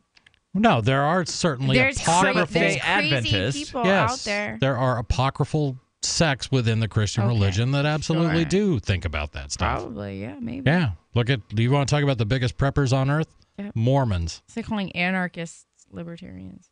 They Yes, we are. Mormons do. Riley, continue with your thought. So, yeah, we Mormons are into definitely preparing, but I don't think the end of the world's on September 23rd. I think people are just Is it September overreacting. 27th? Well, if it all is, we should all get hammered on the 22nd. Party at Heather's. Well, there you go. But I don't know. I just think it's ridiculous that people are getting hyped up over this end of the world thing when in reality, I don't think it's coming for a long time. Yeah, and there's that other, I can't quote scripture at all, but somewhere I'm paraphrasing there is a scripture that says that nobody knows when the end of the world's going to be. And that's what I'm getting at, that we're not going to know. And there's any number. Frankly, I'm more worried about the effects of government regulations in my life than I am Planet Nibiru. I'm worried about our financial system, our monetary system. I mean, we have done nothing but make the problem worse since 2008. So picture a recession that's like 10 times as bad as the last one. That scares the heck out of me. You know, that should scare people. It worries me too to some extent. Like people just get all hyped up over the end of the world when we have bigger problems to worry about at home, like government interference and who knows what else. Yep. Hey, Riley, you recently started up your own podcast too, correct? That's true. I have. Yeah. Do you want to plug that? Sure. My podcast is called Anarcho Agenda. That's ANARCHO Agenda. You can find that at anarchoagenda.libsyn.com. And I've had an opportunity to interview Ian from Free Talk Live and Darryl. And so, check those out. Nice. Riley, thank you for the call. And again, thank you for your service. Let's go to the phones. Riley. 855-450-FREE. That's 855-450-3733. We've got Sarah calling in from New Mexico. Sarah, do you think the world's ending on Saturday? That's a bunch of nonsense. We all know that. Sarah. What's on your mind? Sarah, we're in agreement. Thank you. What's on your mind, Sarah? Well, I just want to mention that there are actually ways to save our energies by using different parts of our mind. So, in other words, if we do things like in a habitual manner, the more things we have arranged in a habitual manner, it actually saves our mental energy. So I thought you were talking about like oil and gas. Well, you know what? I didn't know that there was anything much difference between like keeping the shoes in all the same places and the keys and the same shampoo in the same places. The more you keep everything the same and routine, the subconscious mind, the unconscious mind is the part that that is you. It would free up your mind. The less you wind up having to think, which actually winds up possibly having negative effects because then you're not exercising your mind as much. Well, in those sort of mundane day-to-day things, and one of my favorite examples of this, Sarah, was Einstein. Somebody asked him what his phone number is, and he said, I have no idea, but I can look it up in the phone book if I ever need it. Right. You know, why do I want to use my mind for something so mundane? Right, I was just thinking the other day, my phone really is smarter than me. The good smartphones. Chris, let me give you a possible downside here. So if you always, when you leave your house going to work, you always take the same route. Yep. And then on a day off where you actually need to go to the grocery store, but your mind's in the process of, I'm in the car, I'm driving down this road, I've got to go to work. And then I've done it too. Get to work, and you're like, oh, wait, today's the day we're closed. And then what was I doing? And there was one time when I was in high school where, you know how everybody does that routine of, check your pockets, make sure all of the things. I did that while I was driving and I couldn't fill my car keys. And I turned around and started driving back home. until I realized they were in the ignition of the vehicle that I was driving. This is where we say we want some of what Darryl's smoking. Yeah. That's a good one. But no. It's your mind in autopilot. Exactly. But I don't disagree with you, Sarah. I think making our lives outside of that simple and repeatable and things are where they are. My girlfriend is a big proponent of that. Gives you more time to exercise your mind in different ways. So I actively read. That's how I get most of my mental exercise, and I need to do that. Yes, he does. But what I'm saying is that the more we do the things like that, what happens is that it saves our energy. So when we are, like, let's say, doing that podcast or checking our emails, where it consumes a lot of the part of the analytical part of the mind, where it consumes a lot of energy to make decision making. The different part of the mind, maybe the cerebral part. So when we have those, so we have more energy to expend upon that. I like it. So that's what I'm saying. I didn't know there was any difference. But I learned that from a radio show. That there are different parts of the brain. Thank you for the call. This is Free Talk Live. Your calls and thoughts welcome. 855-450-FREE. That's 855-450-3733. Crimes of the Crown by Captain Mark. The Crown casts the world in shadow and claims to be our guiding light. Cowards clamor for security from boogeymen and ghost stories, while I say these hobgoblins are imaginary. I say those they propped up as our liberators are now subsisting on our bondage. I say there is freedom in the black, and that's exactly where we intend to go. The Crown banishes its own officers for exposing its crimes and tortures dissidents to the brink of madness. It dominates the globe and swallows the wealth of generations, leaving only blood and excrement. The Crown calls it piracy to explore frontiers beyond its grasp. So the time has come for us to define the conduct among pirates. I say the Crown has trampled our necks long enough. Need decentralized solutions to centralized problems? Looking for a community of like-minded scoundrels? Or just want some swag to let the Crown know what you think of it?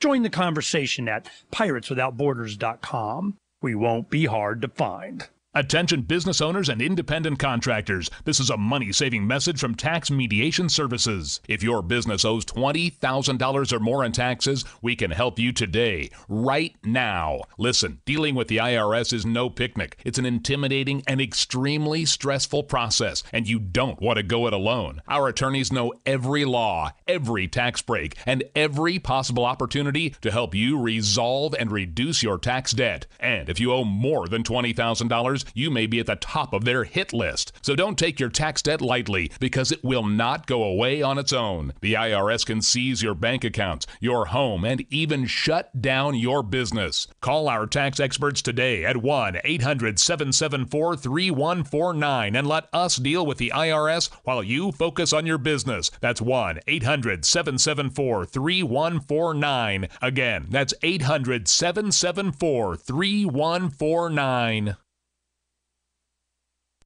Hi, I'm Derek J. I don't want a politician to represent me. To me, government is the idea that one group of people can coerce everyone to comply with an edict or face increasing punishments up to and including death. Despite perhaps the most noble of intentions, the best government services are a far cry from what could be provided for by voluntary interactions. Besides, the people who call themselves the government wage wars and put peaceful people in jail for crimes involving no victims. If Starbucks used some of its money to drop bombs, I wouldn't shop there. So why would I support the American empire? The empire does not require my consent. Derek J's Victimless Crime Spree. Watch it for free and order the Director's Cut DVD at victimlesscrimespree.com. That's victimlesscrimespree.com.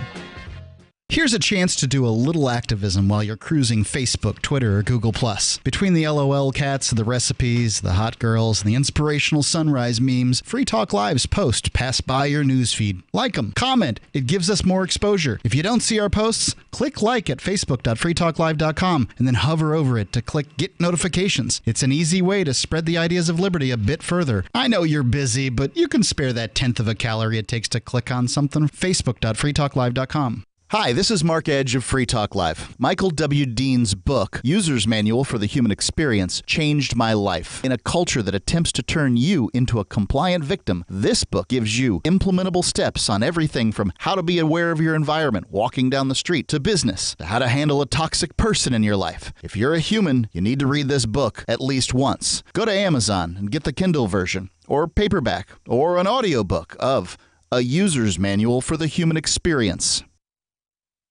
You can connect with the Liberty Radio Network via our Facebook page at facebook.lrn.fm. That's facebook.lrn.fm.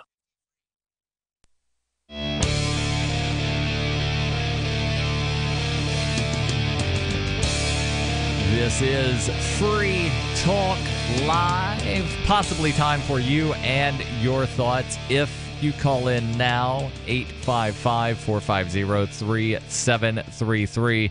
In studio, it's Darryl. And Heather. And Chris. And if you want to help out the show in an indirect way, do so when you shop online by starting your shopping experience at shop.freetalklive.com. From there, you can click over to Amazon, go to Newegg, go to Walmart, several other vendors listed on that site at shop.freetalklive.com. And you don't have to go to that URL every time. So you go there once and then you bookmark the sites that you want to go to. And you don't pay more for what you were going to buy, but we do wind up getting just a little sliver of what you spend. Shop.freetalklive.com. Let's go to the phones. We've got Doug calling in from New Jersey. Doug, you're on Free Talk Live. Go ahead with your thoughts. Hey, Free Talk. I am a leftover from when you were talking about the IT guys. Mm-hmm. Yes. And, I've been up and down the coast working with a lot of IT guys. I had to record a judge tell me that before he has to fly to a non-extradited country like Brazil, that they'll arrest me, put me in jail with no trial before anyone heard the tapes. And that has to do with some court transcripts. I went back to New Jersey after I was in Charleston, and I went to get the audio transcripts of the judge and I talk about bribes in the court, and you can hear the recordings on my YouTube. They said, look, we erased all those parts because I don't want to go to jail. And I had to go up and down the coast to different IT guys. I brought it to the chief of police in my town, and I recorded him. He says, look, before anybody finds out, I'm going to fire you from HSBC.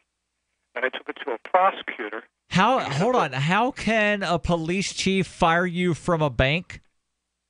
I used to be a loan officer for HSBC. Okay. Right, but police chiefs don't. Doug, police chiefs. Talking. Yeah, hold on. Police chiefs don't have the authority to fire bank employees. Okay, Doug. well, let him finish explaining. Darryl. Well, it's on Doug S.I. Yeah, no, you mention your YouTube channel every time you call in, Doug. We're not going to go watch all of your really long. The call. I did really, because Darryl? Really? Heather. No. Every Not time cool. he calls in, this is why my fan club's bigger. Heather, every time this guy calls in, he wants to plug his YouTube channel that just has But a he bunch wasn't even talking about that, though. He was starting to give his YouTube channel that he's plugged numerous times, and every time he calls, he mentions his YouTube channel. There were so many teasers in there, though. He's like, I have to go to a country that doesn't have extradition. I was fired by a police officer from HSBC. Let him plug his channel. Obviously, he's not giving this is him not many Free viewers. Plugs Live radio. I get that, but I've never heard that particular caller, and there was enough strange things said. I'm curious. Regular enough to where I recognized who he was. Well, if you're still listening, call back next week, and we'll plug your YouTube channel, and we might actually let you talk a little bit more. Let's go to David calling in from New Mexico. David, you're on Free Talk Live with Darryl, Heather, and Chris. Go ahead with your thoughts. Yeah, what just happened, that was a perfect illustration. But first of all, look over at Heather for a second. and watch her blush. Heather Fan Club. Heather demonstrates more virtue in her little finger than everybody else on the program does in their entire being. She's head and shoulders above everybody else as far as compassion and everything else, and she just demonstrated with perfect timing exactly what I'm talking about. So how red is she? Aw, thank you. I don't know. I'm not looking at her because I don't like it when people tell me what to do. So continue with your thoughts. She's young and naive, but we forgive her. Yeah. Anyway, so I just since you were talking about the Heather Fan Club, I wanted to throw that in there while the timing was right. Oh, you're so sweet. So I do my Darryl best. Since Darryl's being difficult, how red are you? How much of a blush did we get out of you? I feel like I've tamed a Darryl somewhat. Me and Darryl, we all vibe off each other. I think She's got some rosy cheeks. I'll give you that. Well, I appreciate the kind So words. what's on your mind, David? Me. That was it. That's why I called. That's why you called. Thank you for the What's call. on your mind? Let's go Me. to That was awesome. Daniel Thank you, calling David. in on Skype. Daniel, you're on Free Talk Live. Go ahead with your thoughts. Okay. Hey, Darryl, how's it going? So I run a podcast that is on LRN. And Excellent. We are actually streaming it live on YouTube as we speak, but I have them muted, so they're not going to interrupt us. Okay.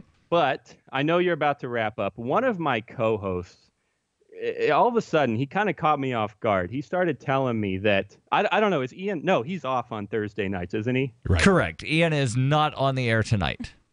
Okay, so he can't answer this, but we'll see what we get out of you. We have one of my co-hosts is claiming that Ian leans pretty hard left and might even be a socialist, and it caught me totally off guard. So that's a new one for me. I've never heard that claim before. I hear that claim more often. If anybody is slightly to the left, there seems to be a segment of the libertarians that go, you're a socialist. It's like, oh, no, maybe you disagree on a couple topics. Yeah, so I don't know. I didn't want to take up too much time. We got to finish up our show, and I don't even have our audio set up to stream back and forth. They can't hear you either. I just wanted to get in a call because I was shocked, and I knew you had 10 minutes left while you were live, so I was like, screw it, Tim. We're going to call them right now and see what they think. So, Good answer. Excellent. I don't think Thank of you. Ian as a socialist. What's your I've show? never heard that claim, though. Yeah, what is the show? And you said it's available on the Liberty Radio Network? Oh, now Right. plugs are okay. I'm just throwing that out there. I'm trolling. It streams presumably once a week. They just have a podcast loop, but it's called You, Me, and BTC, and yeah, it's on LRN. Yeah, very familiar with that one. And we're big fans of the Bitcoin. Daniel, thank you for the call. And yeah, since he's on the Liberty Radio Network, which you can find at lrn.fm, we will let people on the Liberty Radio Network mention their show. Again, we're not doing this, free plugs live sort of thing. Darryl. Heather wants to just open I don't it up to control the drop. everybody. Me and Chris, we don't control the little drop button. That's all Darryl. No, yeah, Darryl is the first chair. If you're listening, Darryl controls everything about the show. So when you call into the show, like he's the one that has the red button. He's the one who deserves all the credit it's for actually how smoothly the show not red. goes. Yeah. So, Chris, we actually are going to have time to very, very briefly, and I've got it pulled up if you don't, very briefly touch on the story that we teased at the very beginning of the show about the controversy over the Pledge of Allegiance out of Midland, Texas. Article from CBS says, in this day and age where sitting or standing during the national anthem is a hot topic, recent event now has Midland high school students debating whether or not they have to stand for the Pledge of Allegiance. Seth Ortega says it's basically a law. We need to stand to respect our country and those who died. Juniors and seniors were given a presentation on the pledge with a slide saying it's the law to stand during the pledge and stay silent during a moment of silence. The U.S. Supreme Court in 1943, in a ruling dealing with students from West Virginia, wound up saying, no, you are not required to stand during the Pledge of Allegiance. And while I think it's respectful to stay silent during a moment of silence and to stay silent while other people wind up doing their chant salute thing, You're not going to jail if you aren't silent. Yeah. You're not going to jail if you don't stand up. Yeah, I thought this was just a really interesting story because the slide is, and what Darryl read is actually what this slide that they put up there says. Pledge of Allegiance, it's the law, ! Stay standing during the pledge and silent during the moment of silence. And, you know, a lot of people, a lot of kids and their parents sort of question that going, really? Yeah. If I don't do that, I'm breaking the law? And there is a little bit more to this story, but of course, we are basically out of time for tonight. So the link to this will be on the Facebook and the Twitter. Just one follow-up quote real quick from Edgar Ruiz, who says, I feel like everybody should stand. Midland Independent School District's Woodrow Bailey added that if students wish not to participate, their parents can simply fill out a form to remove them during the pledge. If you would like to exercise your freedom of speech, please fill out this form. Well, you know, that's not really that different from what the U.S. Supreme Court said. If you want to exercise your right to remain silent during a police encounter, right, you must simply inform the police officer that you want to remain State silent. that you wish to be silent. Yes. Or if you happen to be deaf and you can't tell the police officer that and you live in Oklahoma City, well, you might just wind up getting shot. And we talked about that story last night. And, well, you can find that show online and all of the archives at freetalklive.com. We'll be back tomorrow night.